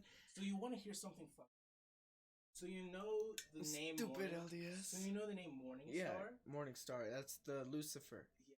So it's a title. It's not his name. Okay. It's not a nickname. You see It's what a I'm saying? title, like It's as a in like title. like lieutenant and officer. Yeah. Okay. It's a fucking title. Morning Star. He was So the he's- brightest and best of all of the angels. Yeah. Okay. That's why. Okay. And it's my theory that he was the eldest, and Jesus was not eldest. He was younger. Okay. And what is? But doesn't. Okay. Okay, Keep going. and so what's fuckery about this is they were in the premortal existence. So they weren't really angels. They were just like souls without a body. Imagine just like a floating ball of light, sort of like in the darkness, right? Yeah. Okay. So God extracted these souls out of the ether. It said, okay, fuck it. You're a rock, you're a tree, you're a person, you're a tiger. You're a tiger. He took it out of the black and made burnt it that into shit up stuff. and turned it into pure fuck you soul energy light. Right? And so basically the eldest and brightest and best of these lights was Lucifer. Okay? And Lucifer was dubbed the Morning Star he was the best of us. Okay? And what happened is he came up with the idea that everyone will go to Earth and then just praise God and leave. And so, like, you know how it's supposed to be a test? He thought the fact that we went to Earth was enough of a test. Okay. He's like, okay, them surviving on this hostile bullshit planet is, like, clearly the worst shit imaginable. This is just gonna be hell incarnate. This is plenty. We shouldn't deny them the right of knowing our Father. But, I get the credit. So I get the credit for having put this plan into place, and everyone's going to come back. There isn't a single person who's going to get left behind. Everyone's going to come back. Everyone's going to come. Everyone's going to go to heaven no matter what. Right. But I get the praise. You have to give it to me. And then Jesus came over and he's like, okay, let's have it so that you can choose and believe whatever you want. We're going to leave them in the dark. But if they find the light, I'm going to point at you and say it was you. So that's why he always says, I get my power from my Father. I get this from my Father, that from my Father. Right. It's because that's part of the deal. That's part of the covenant. He has to say that shit. Or else, okay. But then he ends up gets crucified. Yep, So and then at the very end, when he is being crucified, he says, Father, why have you left me? It's the final part of his test because it's the first time as a human that he has to spend any time disconnected from his Father. Because the whole time he's just been able to speak to him like you and me. Right. But then he's on the cross, and for that time that he's on the cross, like the 3 days where it's shaking and quaking and like the earth is rumbling and everything goes dark and there's fucking lightning and shit. Yeah. It's like people got resurrected. People rose from the dead. See, there were just local townspeople like crawling out of the grave, like totally brand new. It was totally fucking crazy. Yeah, and then at the end of that, he was like, Father, why have you left me? And then even with his father gone, even abandoned by the only person that had been there with him the entire time, he said, forgive them, do not know what they do, and then left. Because he could have chose to die whenever he wanted to. He just hung there for 3 days because he could. Yeah. He hung there, giving them a chance to take him down. Kinda, yeah. He hung there for 3 days because 3 is important in the Bible. It's like, okay, the Godhead is made of 3. See, that's also there's a lot of religions that are focused around 3. Yeah, Greek. Like the Greeks stole a lot from the. Yeah. They stole but a I was lot. Like the Chinese letter, the number 3. You want to know how much the Greeks stole from the Hebrews? The tree with golden apples on it is surrounded by a dragon that's described as just a big ass snake. Oh my god. It's just a big ass snake. A big ass snake. Imagine reading that in a religious Bible. Like a religious book. Yeah, just I read big it in ass the Bible. tree. I read it in the Bible when big Eve ass got snake. tempted by the snake for big the ass forbidden snake. fruit. It's the same thing. No, but like that exact wording though. The big ass snake in the fucking Bible. Okay. That would be so good. That would be really good. That would be funny shit. It's like a modern Bible. Doesn't mind swearing. It's not gonna. There's an entire verse that's just one sentence in the Book of Mormon that is, and he slept in a tent. And he slept in a tent. Sounds like Mormon for you. Fucking that guy. No, I think it was Baroda. It's like the first book. And his father like has to sleep in a tent. And that's the only verse. He wrote it though. That's what he gets. And he slept in a tent. And he slept in a tent. Okay. Fuck. Anyway, yeah, like the Greeks actually stole a lot. Like for instance, like Dionysus. The Dionysus story is child, right? No. Okay, so basically, princess of a land had gotten pregnant by Zeus again, like for the 15 quintillionth fucking time, and this baby, and the king got pissed off, and so he started a fire and just left her there. And the chick dies in the fire. A beam falls on her, but the kid's still alive.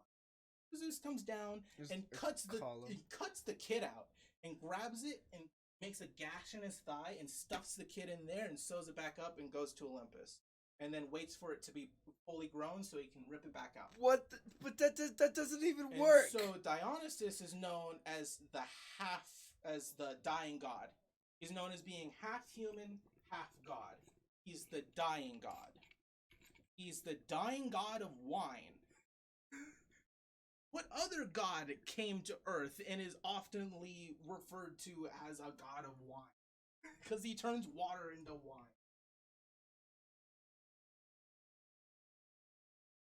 Fucking G. Yeah, Dionysus was also known for having followers around that would act crazy all of the time. Right? They would go absolutely animalistic and crazy. Jesus was just followed by don't think of the 12 disciples. He was just followed by crowds of people. They would just follow him around. Yeah. One time he walked out of a crowd, walked out of a city into the desert to meditate with his followers, and most of the town followed behind him by like a mile or two. And eventually he just turned around, insulted all of them, said he had no food or water, sat down, they all had a sermon, and then he made fish like that he had brought for 3 people last for like an entire city. So it wasn't that he was like, hey, come follow me. They were just idiots who were like, that guy looks powerful. He healed a person. I'm just gonna follow him into the desert and maybe I won't die. Dude, that poor guy. Yeah. He's just like, okay. It's really fucked up. That's why he said they know not what they do. This isn't the first time he had to feed a fuck ton of people either, just from nothing. There's like 2 or 3 different times where he just reaches into a basket and makes enough portions of fish to go around for like literally a city's worth of people. Oh my god. Because they just showed up. They just showed up for days, ready to starve.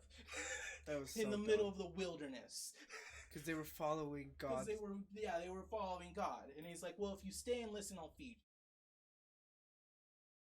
you. He's like, but I don't have anything to... Yeah, let me make it out of thin air. There was like a fish and he turned it into enough for everyone. Like 3 maybe. That's fucked up. Yeah. I couldn't... being the almighty powerful guy and you're just trying to like have a little... Everyone's following you, trying to get... That was actually what was up. Like the minute he started his ministry, it was like over. Like once he got apostles, once he got the 12 just following him around, people would just follow him, like to cities, like just follow. Damn. Yeah, dude, straight up Michael Jackson syndrome. It's like he wanted it, and then it's like, fuck, take me out of here. Yeah, I don't want it anymore. Yeah, I don't want it anymore. I don't want it anymore. Leave me alone. That's what happened. It makes me kind of sad. It's Michael Jackson syndrome. Like, hide my face. Get me out of the public. Fuck. Right. They just want to touch me. So turn into perfect human beings. They just want to touch my face. They want me to touch their face. And what's fucked up is that it doesn't actually work. What it is you have to believe on Christ. And so like there's a girl who like holds it onto his pant leg for dear life, and she's like covered in leprosy. Yeah. And he's like, do you really believe that just by touching me you will be cured, your illness will go away? And she says yes, absolutely. And then like that. And so it's like, it's the belief. Yeah, it's the belief. The pure it's not belief the fucking... that it'll work. It's not that, oh, Sally did it, so it'll happen to me. It's like, no, I believe. Yeah, it's I personally, of my own thought, believe this. You're the one they call the Son of God. I will be healed by you. Yep. It's really fucked up because there's a centurion soldier. So this isn't just a regular soldier from the Roman Empire. It's a centurion. It's a general. That's crazy. Of the Roman Empire. Fucking pagans, okay? People praising Jupiter and Neptune and Saturn and shit. Right. Okay? He says that his son is sick. Okay? He talks to Christ. He says his son is sick, and he's over in this wood shack all the way over there. And it's just so fucked up, okay? He says that he's sick. Okay, all the way over there. And the centurion's sitting with his boy, right? This is just a messenger. Okay. All right. And Christ asks, why did he not send why did he not come himself? Why is it not him and his boy? And he says he believes that the Christus will heal him from far away. He doesn't need to be in the vicinity. He believes that the Christus can do anything and that he will heal his son from far away. Doesn't matter, it's just that he talked to him. And Christ heals his son from like forever away. Like super far away. As long as he, just because he believes it's just because, and he straight up says to the Hebrews, if you had the faith of this centurion, I wouldn't need to come down here and do this shit. He's like, I wouldn't even be here in the first place. You should all have the faith of that centurion pagan officer. One is shouldn't even, he's all got a different religion. Faith at all. Yeah, totally different religion, shouldn't have any faith at all. He has more faith in me than you, motherfucker, and you've been following me for like 40 days. Wow. He's like, you guys are just doubtful. Your hearts. Yeah. That's the only reason the Hebrews were chosen. It's actually, I forget where it said, but it said somewhere. The idea is the Hebrews were chosen because of all the peoples on earth, they're the ones that would deny Christ. So if he pulled any of this amazing shit in like South America or in China or anywhere else, they would immediately make him a deity. They'd immediately make him a god. They'd come up with a word for him. They'd make him royalty. They'd roll out the red carpet for him. Oh yeah, he'd be God king. The Hebrews are the only ones hard-headed enough for Jesus to come down, be obvious Son of God, and for them to jeer and tell it and kill him. They're like, no way, go fuck yourself. Well, no, it's fucked up. And then they just hang him. No, it's super fucked because there are two people being crucified on the same day as Jesus.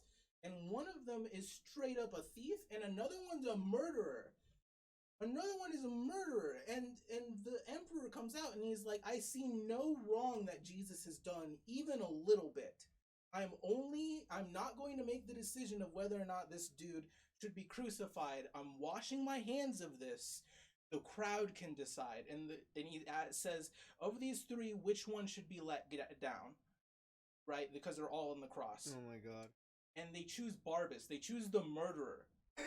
They let the murderer out? So the Jews are the only race on the earth hard-headed enough to straight up choose a murderer over the Son of God. And just straight up jeer and celebrate the death of the Son of God. Oh yeah, they celebrated hard too. They wanted him. They're the ones that put him on the cross. They're the only ones that would ever dare kill him.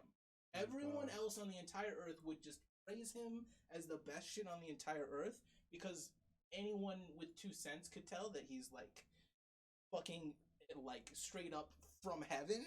Right. Like doing the most insane shit, like casting demons out of people. But then like these hard-headed top officials of like the Jewish church would be like, because Jesus was a Jew, that's what it was. Right. But now they believe that the Messiah hasn't come yet. Yes. And so, damn. Yeah. And they still believe that. That's Christ still the said, saying. let there be no more rabbis. Because rabbi is to be like a god unto a man. That is where the word rabbi comes from. Like, let there be no more rabbis. There are no others equal to God. You cannot act in his name only with his, or no, you can't act in his name. What it is like, you can't act as him only in his name. That's what it is. You are not like unto God. Okay, so the rabbis are like actual, like according to their religion. They have the same rights. I don't know. Hebrewism's, I don't like Judaism. Judaism's stupid. Okay. What it's evolved into post what's it called? Post Jesus. Old Testament. What it's evolved into post Old Testament is pretty shite. Okay. Yeah.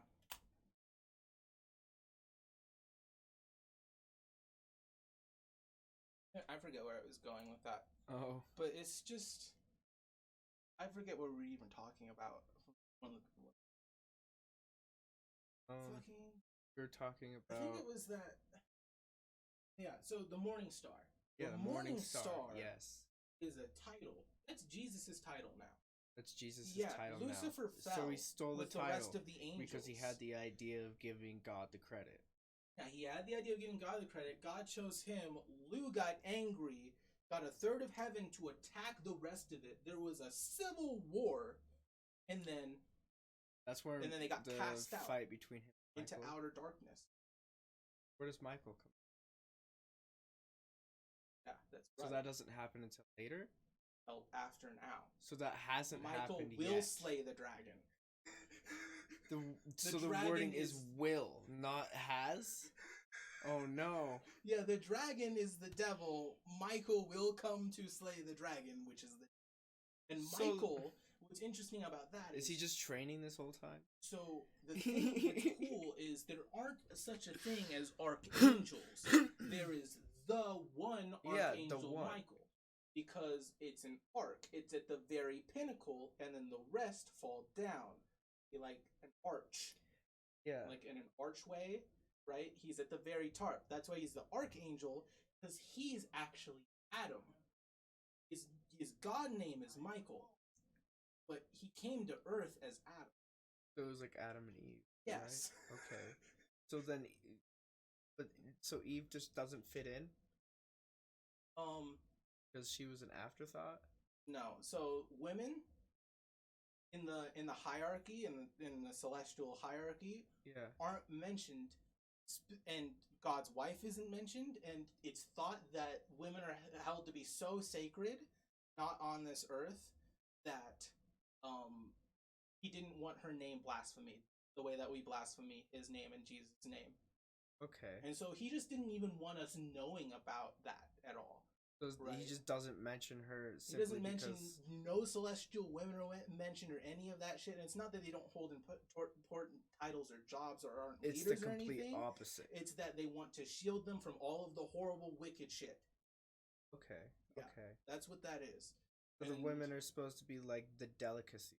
Yes. Like they're so delicate. We keep them to where they preserved. Don't. Yeah. Okay. We preserve their innocence. I mean, they're gonna be Valkyries. There's gonna be the occasional woman warrior, but in general.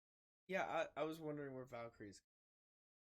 That's crazy. That would be North. Yeah, that's not even the same. But what is it? Fucking Gabriel. Gabriel's actually Noah. And he's known as the messenger angel. He does a lot of the going around. Specifically, this is what God said. So these angels were put into human bodies and then came back. Now they have angelic name.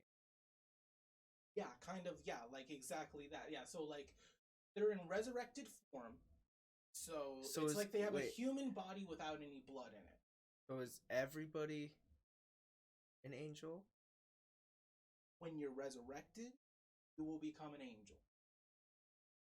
In a body that is perfect and bloodless, you'll become. That's what a resurrected state is. Okay. And it's kind of like also become like a ultra hardcore Time Lord, exist in any space time area. But that doesn't happen until the end times. It doesn't happen until you're dead. It doesn't happen until after. Yeah, it doesn't happen until after the end times. Because even if you're dead, you're just hanging out in paradise. Mm-hmm. It's after everything. Yeah, and then you get the resurrection of.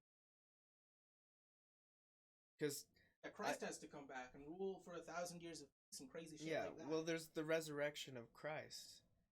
So I was wondering where that fits. Already, yeah. So he gets resurrected. People saw him get resurrected, and then he just goes back to heaven. 3 days later, he comes back resurrected. And he's like, "Look, scars where his hands, slit in his side from where he's pierced with the spear. And he has the little things and the from thorns. the thorns. Okay. That's right. It's all been healed. He is completely whole. And the reason the marks were even left there is for proof. Otherwise, he would have been totally healed. Yeah, yeah. Those he are wanted like to badges show of them. honor. It's like I gave myself for this. Right. These are how I show. It's crazy. Mm-hmm. And then he just went back to heaven. And there was one of them who still didn't believe, and he was like, "Let me touch you." And he was like, "Do you really?" Fine. And that's the one where he was like, "Here," and he made him touch his pierced side. Ugh. Like, yeah, he made him touch the place where they stabbed him, and he straight up like dropped to his knees and was like, "I'm so fucking sorry, ever even." He's like, "I can't believe we did this to you." Because Jesus was like their best friend. He was like the disciples' best friends, and wow, I can't believe they did that to him. They thought he was just straight up gone. Imagine having your best friend just straight up die the way Jesus did. Yeah, and then he gets up and like shows you that he's okay. Yeah, and then he's it's great. He's like not okay. He's like, "I'm gone. Bye. You guys fucked up hard." Yeah. So, whenever you get a chance, you should look up Zoroastrianism. Zoroastrianism is a precursor to Hebrew, and it's the first monolithic religion, which means it's the first religion to believe in only one God. Okay? They believe there's a God and a devil. Fire is sacred. It's God. It's a devil created smoke to right. So stars would be the light, the fire. Darkness would be the ether, the black. That is the devil. Right. Okay. So Zoroastrianism kind of like the prelude to that stuff, to Hebrewism.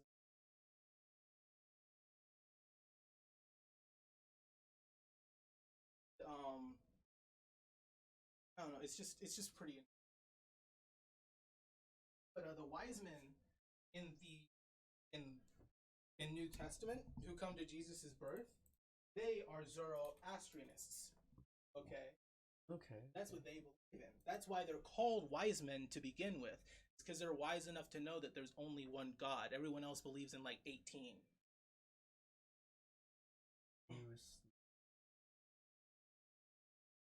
Yes, it is.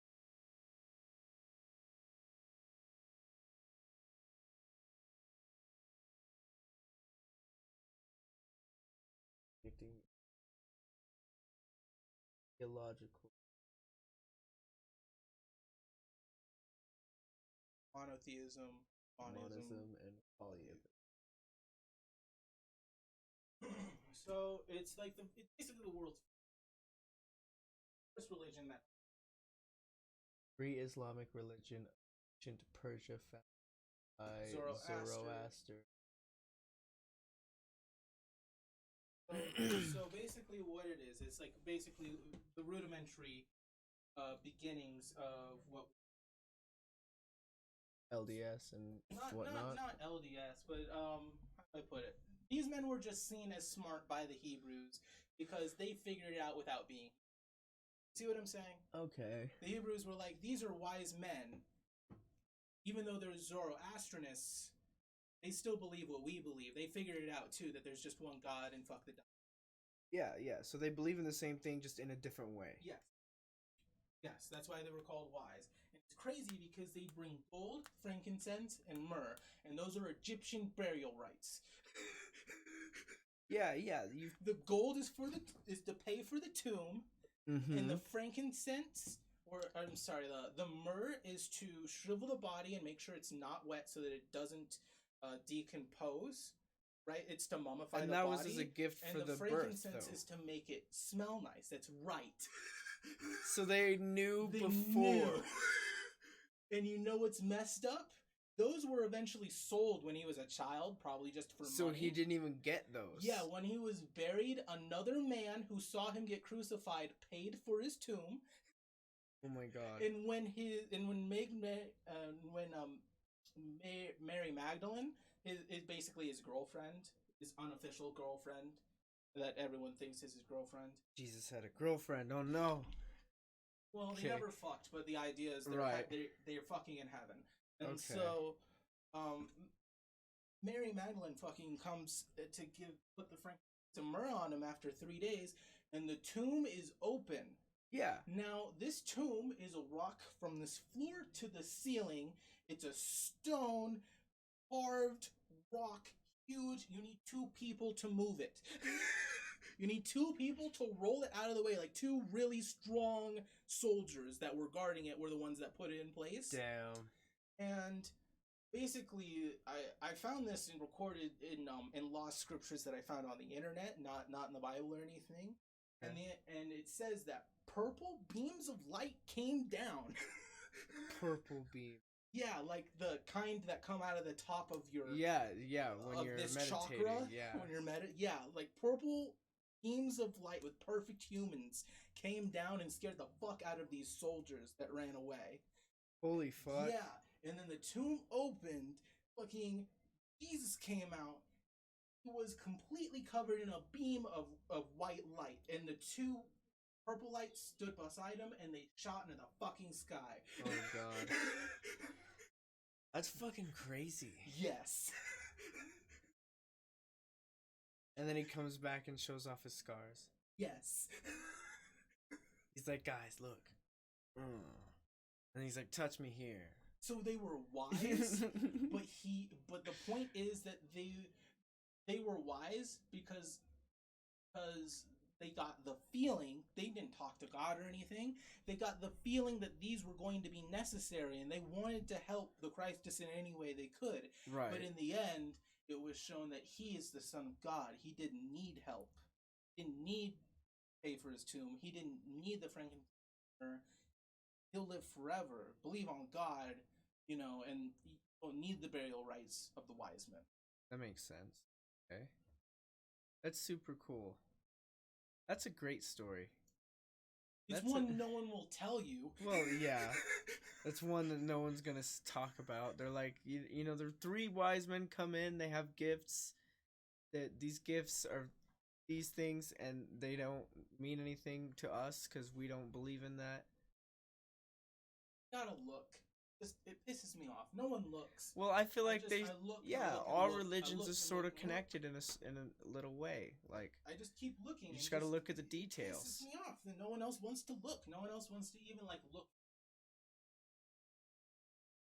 It's fucking. I don't know. It's all in the details. Just listening to the people in the back. Good out there. That's okay. It's funny. We've been going for an hour and 57 minutes, almost 2 hours. Do we still have more stuff to talk about? I'm still interested. A little bit long. Okay. So,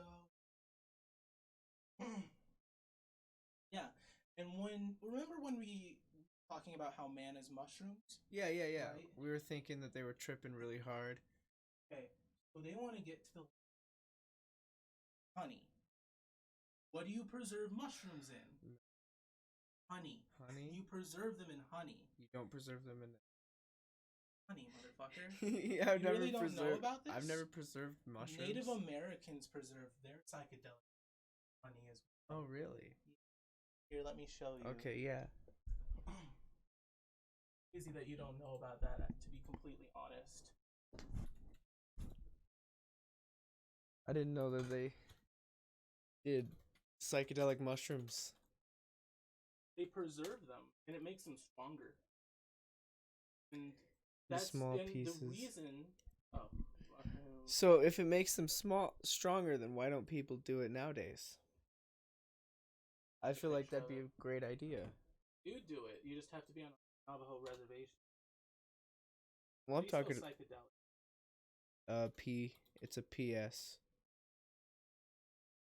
That's not how you spell it. I know. There you go.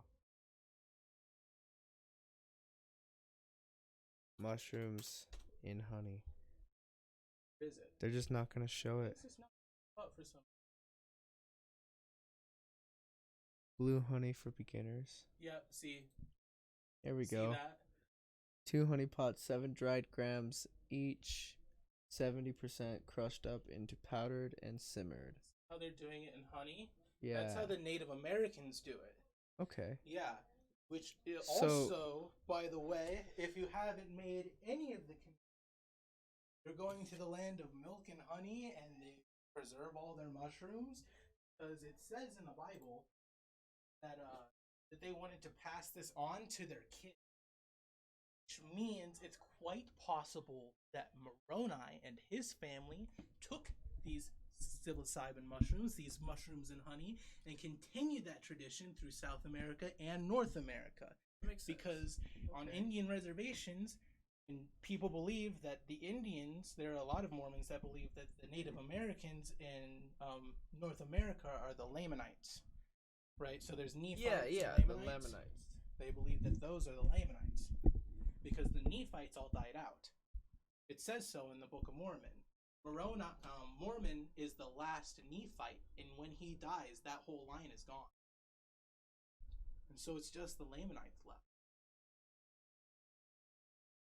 So, what is? I gotta look at.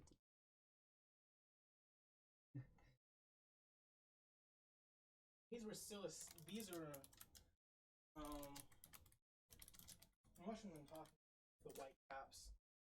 So it'd be like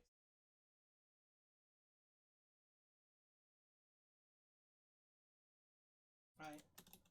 Red and white mushroom.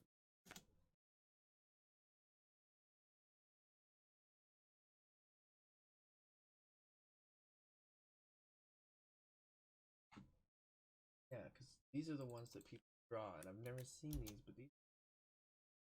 Well, commonly known. Yeah, fly agaric. So those are the red. Those are the ones that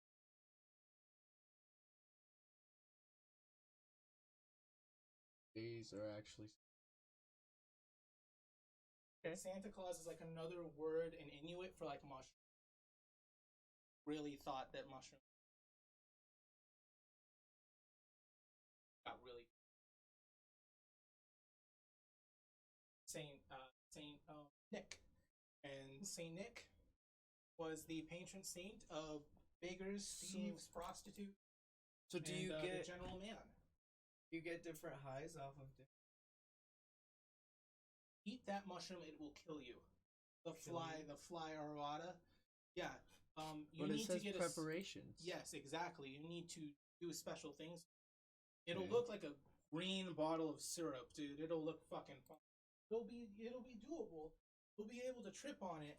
But like if you just take a mushroom straight out of the ground and pop it in your mouth, you'll straight up fucking die, dude. 100%. Like it's a near death experience, like you were talking.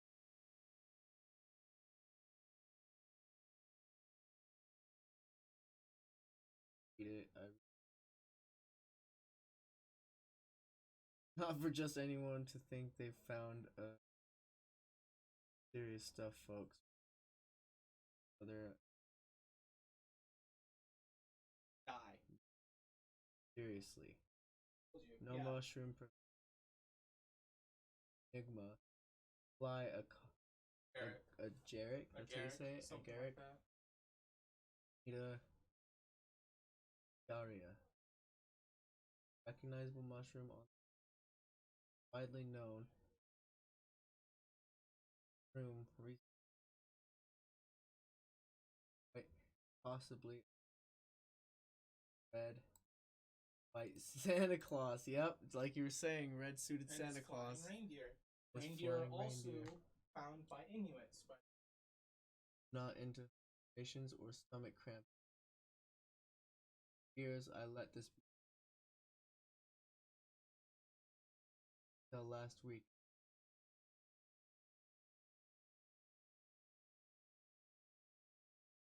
Ghost. Aria, the red tide in the woods. Walk pick. There I began. Taking conversation with myself, you know. Those yeah, right. yes. Yeah, okay. Crap. Whatever. Well, this is just some dude talking about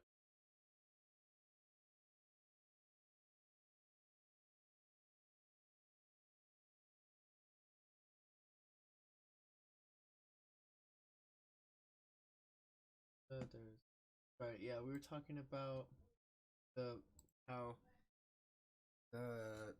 they want to go to the land of milk and honey. Yeah, exactly. So think about it. Like mother's milk, right?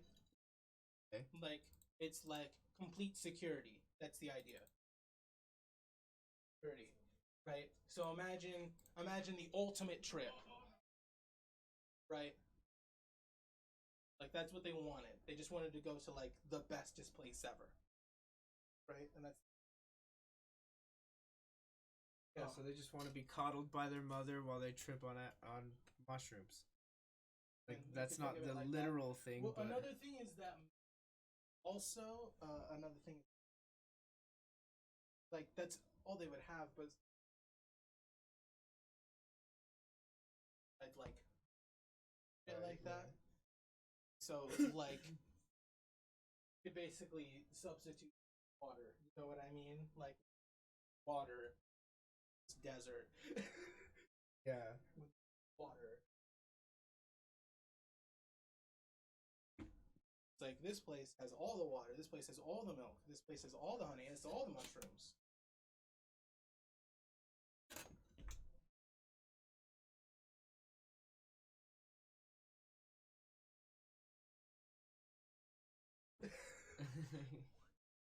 No, you're like very, very animate about this conversation. Well, it's just I don't know. No one ever wants to talk like this. Ever. Yeah. Kind of makes me pissy.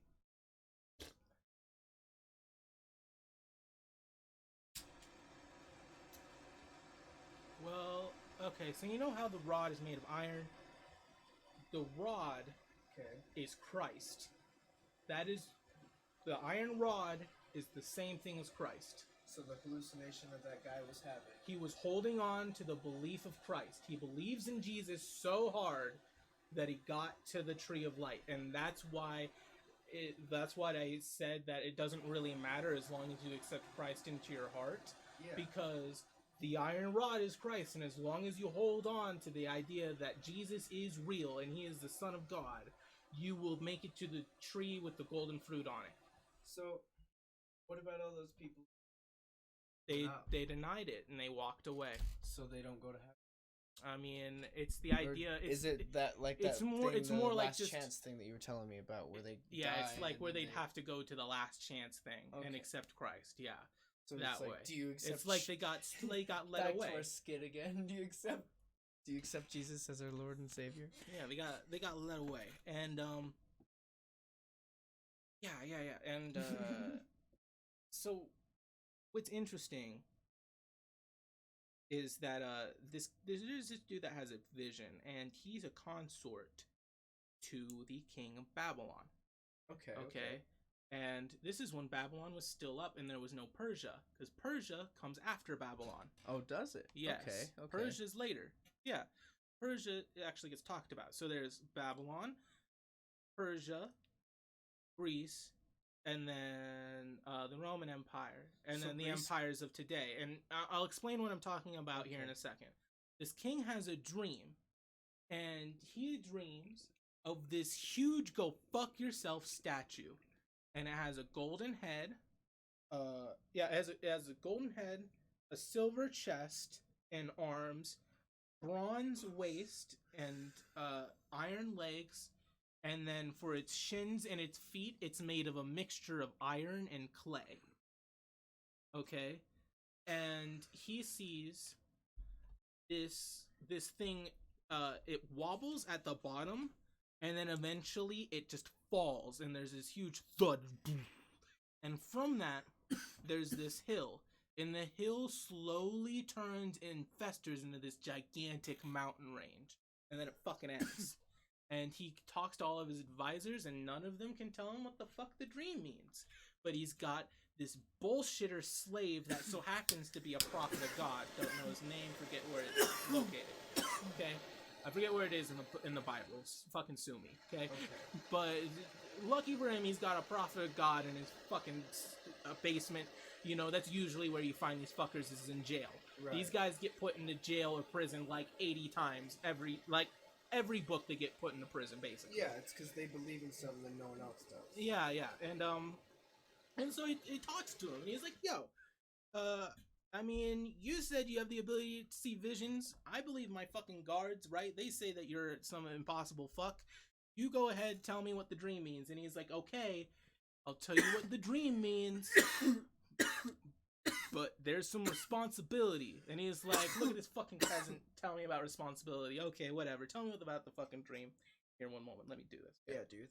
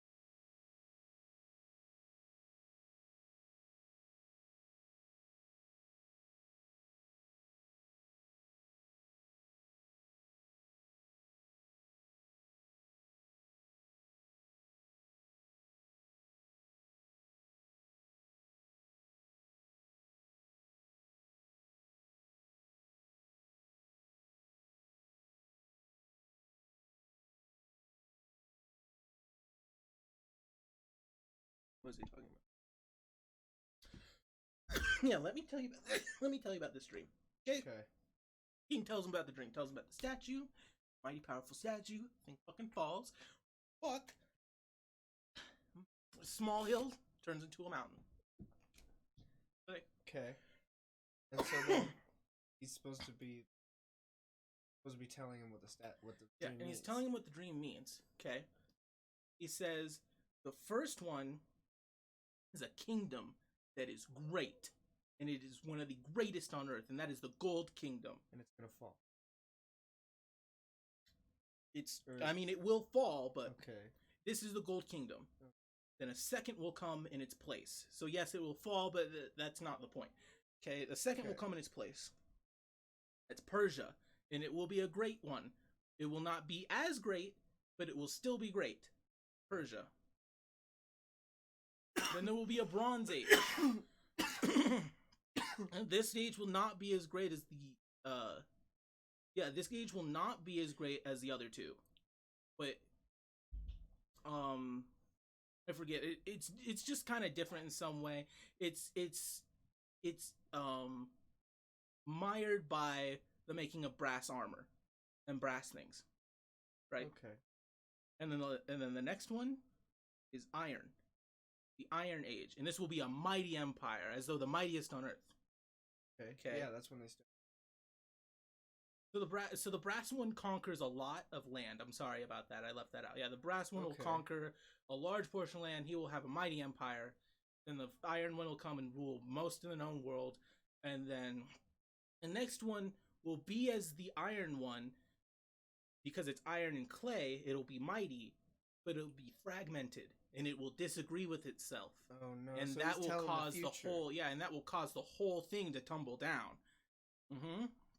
And then out of the rubble is the fucking hill, and that becomes a mountain range, and that's the fucking gospel of God, like, rising up out of the ground.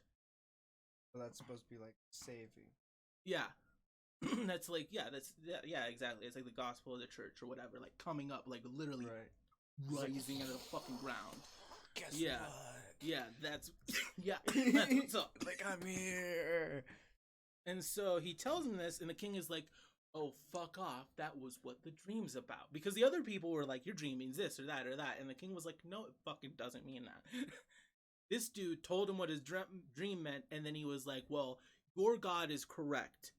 I believe in your God. Right. Whoever your God is, he's a crazy motherfucker. Those other guys didn't give me fucking dreams." Right. Like that. That was crazy. Your God's giving me dreams. So modern studies of the Bible have put together that the first one is Babylon, The second, because he just describes them as empires. Yeah, yeah. But the first one's Babylon. The second one's Persia. The third one is the Macedonians and Alexander, right? Because he's Greek. And then the fourth one is the Roman Empire, right? And it's ruled by city-states. Yeah. Fifth one is America.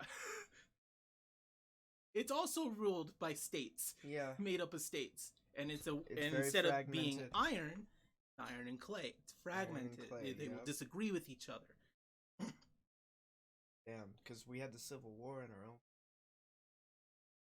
Like, what other country fought with itself? Another idea is that it's possibly Europe, because that's all owned by the UN. So it's like it's seeing sense. whether or not the UN or the US edges which one out. Well, it could be the whole world, because like It could be both empires. Starting to fragment. It could be both empires, but still, that's what it says. Is that it's one of those, and it's looking like fucking America. Yeah.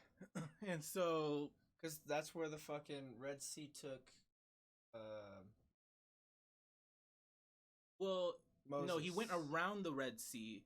No, Moroni and his family went around the Red Sea. Oh yeah. To the Atlantic. Around to the Atlantic and ended up in the Americas. Yes. Okay. And then went their way through Mexico up to like North America. Okay. Area. That makes sense. So they're like up by Canada. Actually, kinda, yeah. He describes oceans, and when you look at like the geography, what he's talking about, it's possible he's talking about the Great Lakes. There you go. So when he says the small ocean, the big ocean, we crossed the large ocean to this, and the small ocean to that. They're lakes. They're lakes. Crazy motherfucker, bud. Yeah, that's... Yeah. Yeah. And so, yeah, it's like shit like that, where it's just like, I don't know. It's like I said, I tried to disprove the Book of Mormon myself, and like, I couldn't do it. I just proved it right even more. Yeah, it was just like, fuck, damn it. Well, yeah, like I showed you the ark, man. Yeah. What now? Well, that's what fucked up is that, okay, so the golden plates, you want to know something really fucked up? What? We don't even have all of the golden plates. No. Okay, so the golden plates are all together in one. That's not the issue. There's a certain amount of them that are bound up, because Mormon was commanded to not release that information yet. So he bound them with like a ribbon or a tie or whatever you want to call it, right? And Joseph wasn't allowed to go beyond that bounding. He was only allowed to read what was there. If you look at replicas of it, there's like 4 times as many plates that are bound up. That's how much shit was left out. The Old Testament, the New Testament, Book of Mormon, Doctrine and Covenants, that big. Well, like that much left. There's no way that much of the history that's already happened of the world hasn't been told to us. Yeah, because God said this is how much we get. This is the Bible. This is the Book of Mormon. That's because God said that we weren't ready, Alex. Jeez. God said, "Calm down." No, but that's what I'm saying. Is that it's how much is more, up. And there's still so much more. Who knows when? It's like you said, the recent prophet. Like, who knows when the prophet's gonna go take his fucking pocket knife to that fucker and start telling us what's on those things? I'm afraid for that day. What if that shit is like shit that we don't like? That's the sweet taste in the bitter stomach, man. Yeah, exactly. It's gonna be bittersweet. Damn it. That's what it is. You're gonna. It's the truth, but you need the truth. Fuck the lies. Fuck the illusions. No, I could have done with be ignorant up until now. I'm just kidding. No, I'm not gonna. No, I actually am. Fucking great. No, I just. That's cool to think about. I look into shit like this. Like, okay, there's a door in India And this is totally off topic from all the shit we've been talking about. Okay, go ahead. There's a gigantic door of India, again, probably from the floor past her ceiling, fucking huge motherfucking thing. It's a stone door, and it's the craziest motherfucking go fuck yourself, don't open this door ever door you've ever seen. Right. And the fucking mayor of India, I'm gonna call him the mayor of India because he looks like the fucking Monopoly man. Okay, Mr. but Monopoly Indian. went and did Yeah, this. Mr. Monopoly, whoever the fuck owns India. Okay, the president of India or whatever you want to call him. He makes sure that door stays closed. It is not permitted to be opened. No one can open it because it was said, I guess, by ancient gods that, Hindu gods, that if it were opened, the end of the world would happen. Don't tempt me. There's just no, but it pisses me off because there just is a door hasn't been opened that leads to the end of the world. Well, yeah. What if someone opens it? Exactly. Don't tempt me. Cause like I'm the type of person. It's like, what if a door? Pfft, no fucking way. I'm gonna open that shit. Hindu stone door. Yeah, all you gotta do is look that up, and they're ancient stone door Hindu temple in Bali. Nope. Not to open. Here we go. It's fucking that one. Don't do it. No entry except for a ritual. So people have gone in there. That is supposed to be performed by a Hindu monk who. Whatever. But isn't that crazy? That would be super crazy. Now I want to ask the monks who have been in there, like, what's in there? Is it just a door? And then, like, just an empty room? It's just an endless field. Oh my just another god. pocket dimension. Fucking Dark Souls and fucking Gwyn is there. Oh my god. No, it's like the TARDIS. Yes. You walk in and it's just like a console. Mm-hmm. And you figure out that it's actually literally just a TARDIS and the whole world is actually just a spaceship. That's why we're in the perfect place. Is because that door is the console and we put ourselves here so that we can like survive. The sun is like driving us through space. Yep. And this is like the driver's seat. Yep.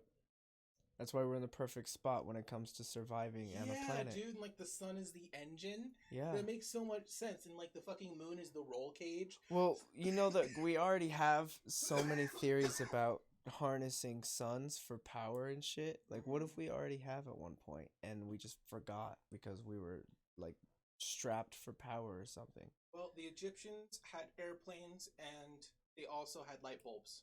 See? Have I showed you that? No, you haven't shown me that either. You got so much knowledge for this podcast. Here we go. This existential questioning is really nice. I'm really glad that I named it that. We're Look at that Egyptian light bulb. Yeah, we're going deep into it. Damn, wait, so I'm trying to think. There's a cord that's hooked up to a generator. Look, there's a filament bulb.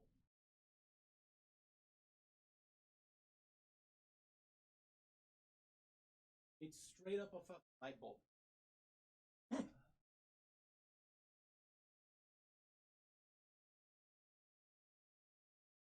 Yes, they were huge. They were probably huge light. Here, look. Oh, they made a replica.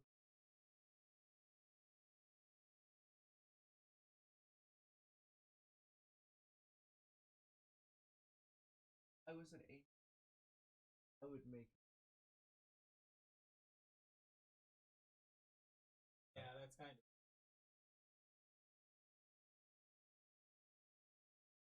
Got hands that are holding it. Got a snake. They have a plane. You know what I'm saying? Wow, that's like a straight up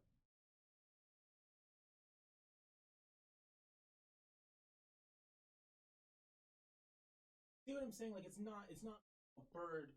It's clearly not supposed to be a bird. It's a plane. Yeah, definitely. With a bird face on it. Look, it's got color. That's not what a bird that you would hold on to, jump off a fucking, huge thing with. Yeah, definitely. Knows what with. Call them.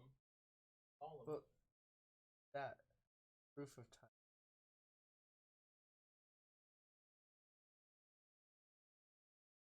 Oh, I was looking.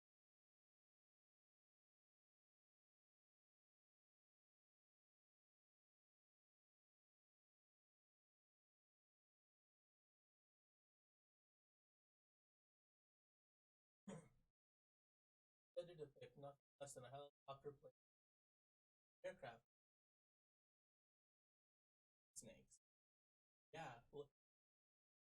That helicopter. No, but look of it.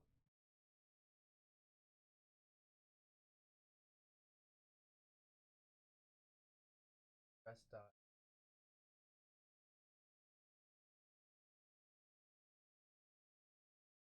I have no idea. Reputable.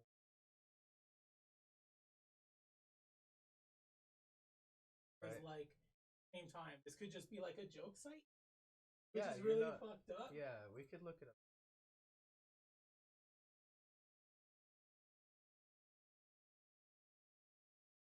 More interested in this. Right, the glider. That's what's that they're straight up scientists going, nope, that. Look at that. They used that. Also, people don't think nearly as deserty as it is now, and I don't believe that it was either. I believe that Egypt was actually way lusher and way greener. You believe that it was at one point? At one point, you could even call it swamp-like. Like fucking straight up rainforest hardcore. Okay. You want to know why? At least rainforesty around the Nile and around the rivers that they used often, which is just basically the Nile. That's where all the life and ever sprang up around. That's where everyone farmed, was the Nile. So, because if you look on an Egyptian map, there's like 2 rivers running through Egypt, and the one everyone uses is the Nile. Yeah. That's because that's the one that has all the nutrients. Right, and so because of that, yeah, me and Draylon, it was way lusher around that area. There was way more greenery, you know what I mean? With more plants and shit like that, and it just got swept up by the desert.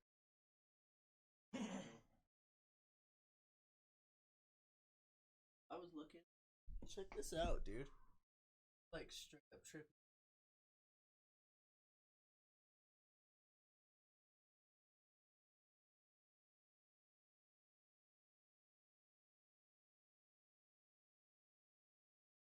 Oh, this isn't the river. Yeah.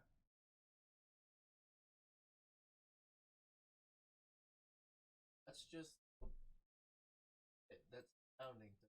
Yeah. That's the all just fucking all just the towns. green shit in towns around the river.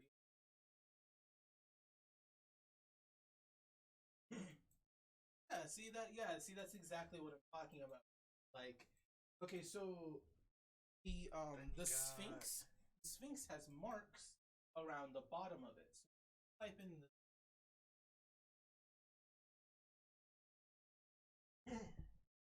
it has watermarks.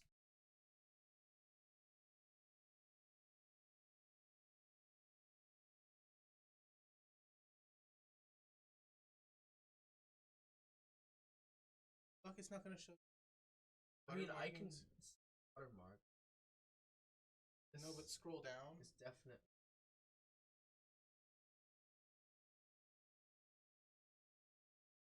Back. It's just gonna show. For some reason, no. But yeah, it's gonna say it's a hypothesis. So basically, what it is there was a dude running around with up close pictures, not far away like that, like up close, right next to it, like the way I'm next to you right now, right next to it. Just a close-up picture. Couldn't tell even what he was taking a picture of, just like a stone wall, okay? Watermarks. Took it to Egyptologists. He took it to so many people. He took it to people that were professionals in watermarks, people that were sandstone on were Egyptologists, that this was their profession, to know everything about Egypt. Okay. He shows them the picture. All of them say, every single one of them say it's watermarks. Then he shows them an out of focus picture and shows that it's actually the Sphinx that he's taking a picture of. And all of them say, "Oh, never mind. I was mistaken. Those are watermarks." Yeah, they're like, there's no way. There's it's no a Sphinx. No, it's a Sphinx. No, that's what those are. Sorry, I didn't mean it. I was a liar. It's like, no. But like, this is no. There was water around the Sphinx. Like, it's a hypothesis that that's actually how they would build pyramids, and that's how they built the Sphinx, by taking huge amounts of stone and actually putting it on rafts, so it would be easier than dragging it. See, that's what I'm thinking. It makes right now, no just by sense to looking at drag it. it. You would just put it on rafts. Like, you can tell just by looking at it, water level has a. But what's fucked up is, like, okay, so you see that go to that pyramid down, Just that one. see, microwave. See how it has steps, kind of? See how it's like made like that? Yeah. Okay. These things were smooth. They were smooth and they were covered in marble. They were just big white pyres. Yeah, they just eroded. Yeah, they eroded to look like that. So, like, the Sphinx, probably all smooth and, like, because covered it looked like white. this on the outside. Yeah, it looked like this. So, dude, even smoother. Like, pearl. Glistening white. Which is crazy to even think about. I can't even think of that. That is crazy.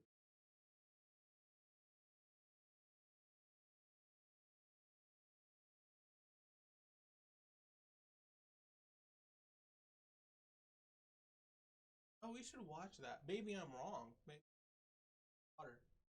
Oh, watch it next. You should look up pyramids the way they work. But I mean, like, pyramids. store. Yeah.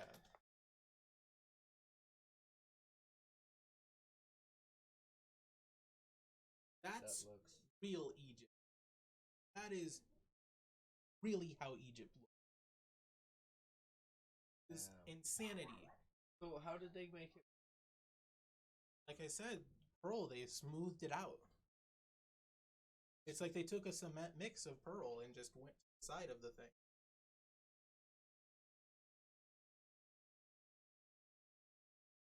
Yeah, it has a golden cap on the top. Yeah, like golden, like painted gold. They were really into gold too. I remember that being something that I was taught. There isn't a single thing, there isn't a single mythology or religion that isn't obsessed with gold, and I feel that is probably symbolic somehow. Well, it's symbolic of the of the world, right? It's yeah, illusion. It's the green of the world. Yellow is the illusion of the world. Mm-hmm. And so they're obsessed with the world and keeping material up. Yeah, that's cool. Yeah. There you go.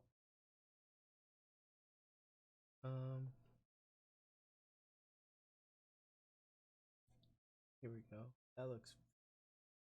Yeah, that's so cool. Yeah, that's way. That makes so much more sense. Bam. Love to look at belt. Oh yeah, right, dude. What I would Pharaoh's give. walking over to the Sphinx, like, oh fuck yeah, it's my face on that fucker. Right, the shit that I would give to see like this stuff restored in its whole natural glory. Can you imagine?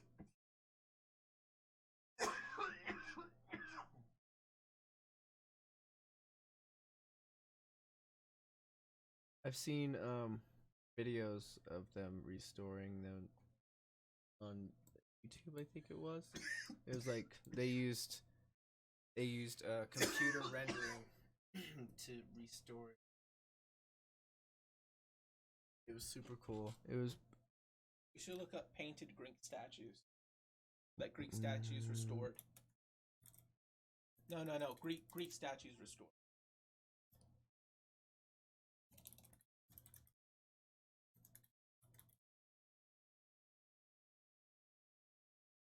Go to Julius Caesar. Okay. Yeah, that's how it would have looked. Isn't it worse? Yeah. No, but yeah. So it really pisses me off that this is how they decided to paint these statues, because it looks like fuck, and I believe that anyone that is that good at marble work would do a better paint job.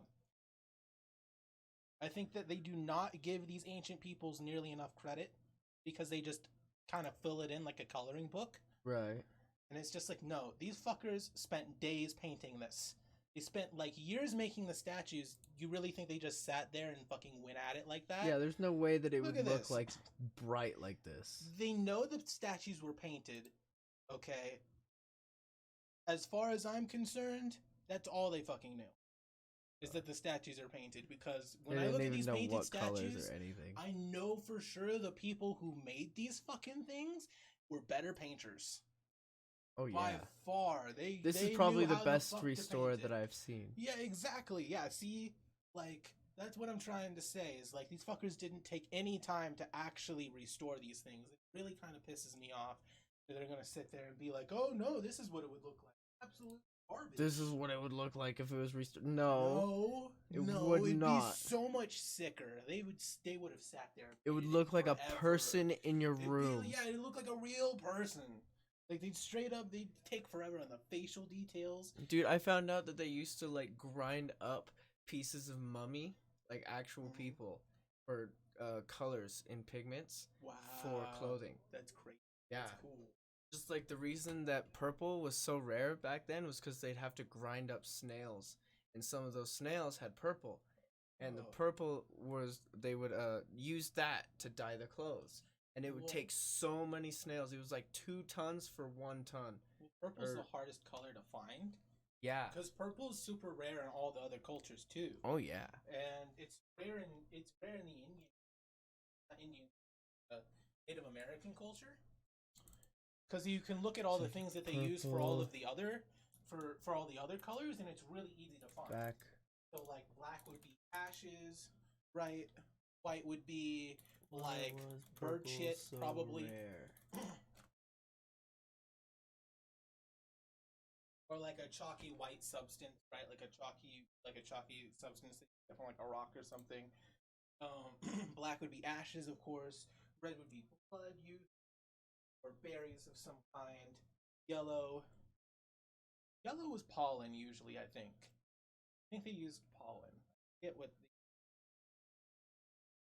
This is expensive. Only blue was like blueberries, and surprisingly duck shit.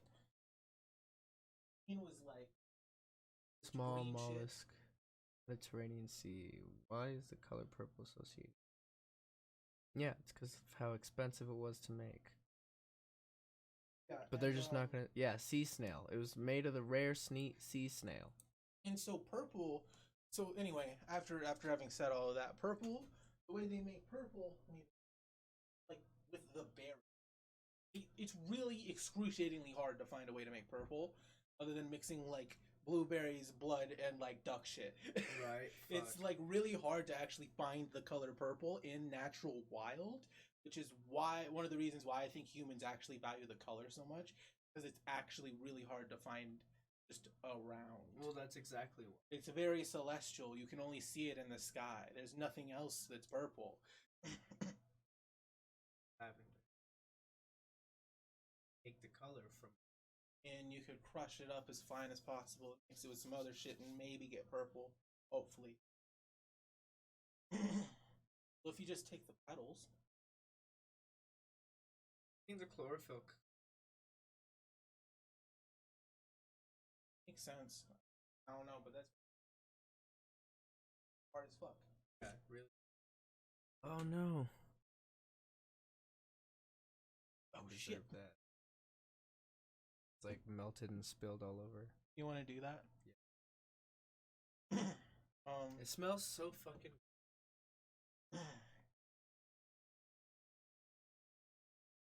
but I don't know. Oh, one last thing. So David and Goliath. Let's go back. Have I told you that it's pretty much like that was in the bag for David? It was okay, so he was a shepherd and they use a sling. Shepherds are dumb good with slings. All they do with the sling, right? It's just a rock and like a little piece of leather with strings. Okay. And they just whip it around and and they throw it. Okay. So you can throw that thing as hard as like a bullet. Yeah. They would use it to kill wolves. Yeah. That would attack their flock. That makes sense. They used it to kill wolves, and when they weren't killing wolves, they were hitting birds out of the air. Oh god, and he's just a regular human. Okay. Giant. So, this boy, yay tall, Nephilim, 10 foot. Yeah, but he's got rocks. Okay. He goes to the king. He's like, none of our fighters are going out there to face this motherfucker. He's calling us fucking pussies because that's what he's doing. Goliath is walking out calling everyone a pussy. Okay. Because there's the Philistines on one side and we'll just call it Israel on the other. Okay. And there's a gulf. And instead of going to war in the ravine in the gulf, they're just gonna send their best fighters to the middle of it. Yeah. So Goliath is calling them out like a pussy. He's like, "Hey, you guys are douchebags. Yeah, you you guys don't are get out here, we're wusses." gonna fucking murder you." And Goliath is 10 foot tall. He's covered in Centurion armor, like not even the armor of like his own peoples, like not Philistine armor, like straight up like Centurion. Like we robbed this from the Roman Empire, covered in like dumb thick steel armor. Oh god. Yeah, but there's these little hints that he might not actually be as cool as he says he is, because he gets a small little man, like a little dude, to lead him out to the middle of the gulf. Why would he need a small person to lead him out there? It's quite possible. Blind? No, it's quite possible he's short-sighted and he's dim. He's also a dummy. Damn. Yeah, he's like half like he's like retarded. Yeah. He's like a babby. That's crazy. Yeah, he's just swinging his sword around and hitting things. He doesn't know what he's doing. Yes, exactly. Yes, exactly. Exactly that. So David, this little kid, runs up to the king of Israel and he's like, "You're a pussy. You're not sending any fighters to go down and kill Goliath." And he's like, "Well, yeah, he's a big motherfucker. Yeah, he'll die instantly and we'll lose." And so he's like, "Well, send me." And he's like, "What?" And he's like, "Send me." And he's like, "Well, fuck. No one else will even attempt it. So I guess I actually have to send this little boy." Yeah, he's like, "Fine, I'll because give no you one shit. else will Go even ahead." try. Yeah, no, he gives him a sword and armor, and the sword is too heavy for him to lift, and the armor's too big, so he just throws it all on the ground. So he takes his leather strap and he fucking says, "I'm gonna go throw a rock at his head." Yeah, he goes to a nearby stream, finds 10 smooth stones, picks the smoothest, puts it in a sling, goes halfway down the ravine, so like there's a gulf, right, with a gully, Yeah. and Goliath is at the bottom, goes halfway down, shouts at him, Goliath accepts the challenge, and then David whirls around and hits him right between the eyes. Oh my god. Yeah, straight up, the rock might as well have gone through the back of his head. It probably did. The rock probably actually entered his skull and went through the back of his fucking head. That's so sad. Yeah, straight up sniper shot straight through the skull. That poor... And then he walks over, picks up Goliath's sword, drags it across his neck, and picks up Goliath's head and puts it over his own and raises it to show the Philistines, and then they all run away and he becomes king of Israel at like 10. Oh my god, what ridiculousness. This was in the Bible. Yes. Oh my god. This happened. This is how Israel got a king. This is amazing. He becomes King David. So no, God but this still talks to him. He's a prophet. so this is like for sure canon in real life. I mean, in the Bible, yeah, the fucking Hebrews believe it. Like, people who aren't Christian also believe this. This Okay. happened forever ago. Yeah. Because like, how else did Israel get a king? There's no way he didn't slay a giant. Well, some people are just prophesied to be king, and then other people are chosen, and then some people are tested, and then other people slay fucking giants. Yeah, that's kind of how it works. But it's really fucked up because David isn't necessarily perfect either.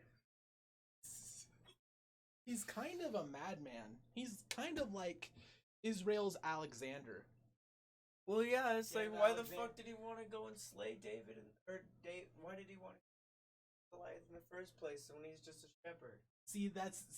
That's the thing, is David is like hot-headed and a conqueror, and he's super different than any of the other Israel kings. That's why a lot of people actually think greatest, if not greatest, Israel king, and that's where the Star of David even comes from. Look, he's super Jewish figure.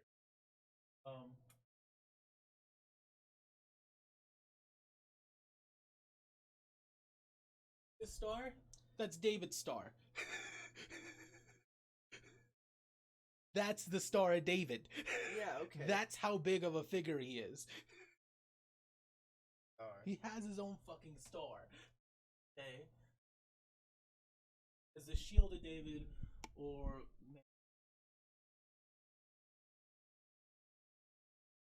star was almost universally adopted by Jews in the 19th century as a striking and simple emblem of Judaism in imitation of the cross of Christianity. The yellow badge that Jews were forced to wear in Nazi occupation. With the symbolism in martyrdom and heroism. It's actually gonna whatever. I know what it means hermetically. Totally different than what it probably actually means than what like the dictionary definition is.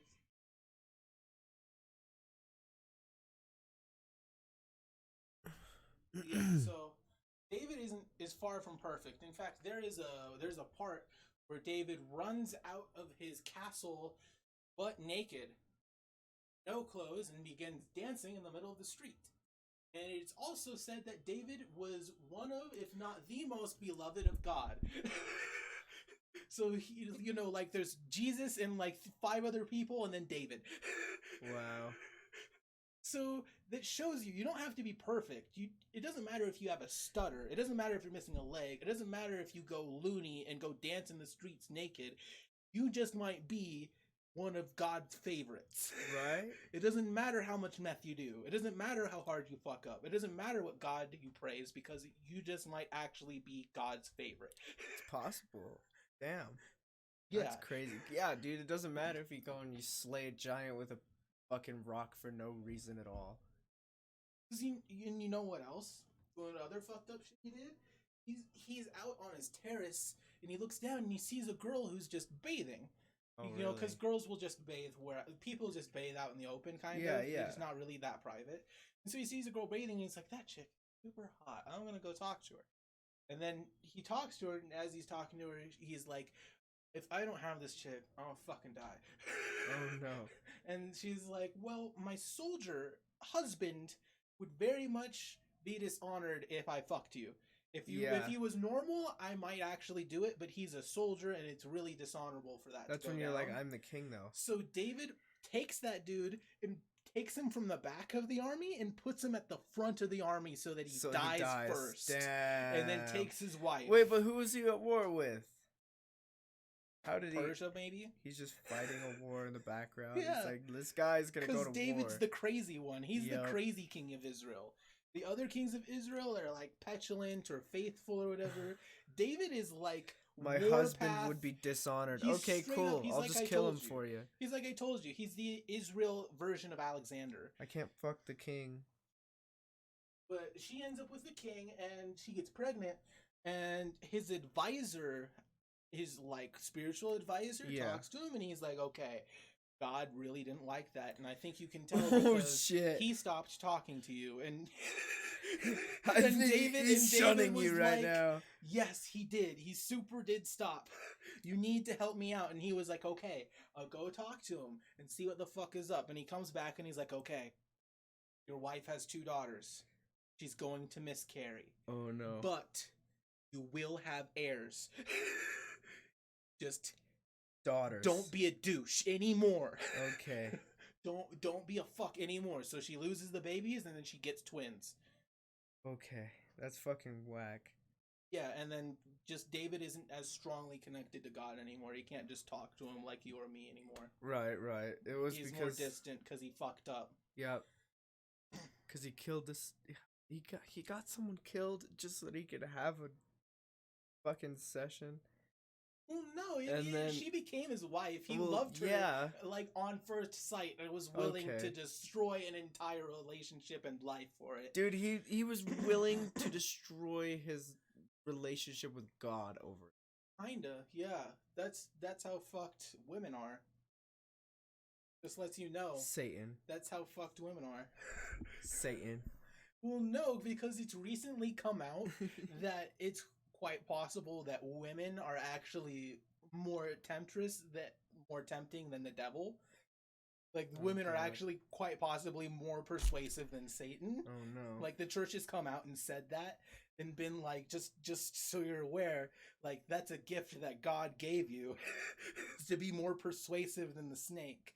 I mean, I didn't come out and say that, but I've heard somewhere that that's something that's come to light recently. Well, yeah, it's because our internal instincts can't be really fought.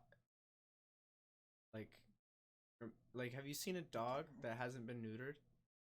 Oh, dude, it just fucks your leg. No, it doesn't just fuck your leg. It destroys your house. It rips up your fucking carpet. It goes and it destroys your fucking fence. It jumps it all the time. It fucks the next door neighbor's dog. It does whatever it And wants. your leg.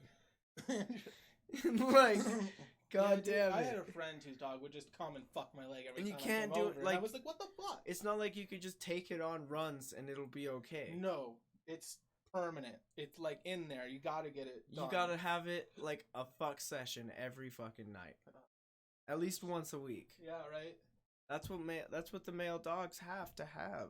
Otherwise they're too, They turn aggressive. like, yeah, they do. They get upset and they get super, super anxious. Like, even Sable, as a female, she gets anxious. Yeah. And because she's not neutered. Right. Or spayed. Spade, yeah. That's what it is. And, like, I'm not saying that it's a good thing you should always get them neutered. I'm saying if you're not going to, you should have them you should get them a dog to fuck. And then, like, I'm pretty sure there's ways for, like, doggy birth controllers. I think so. Oh, God. Hear this. Are we good?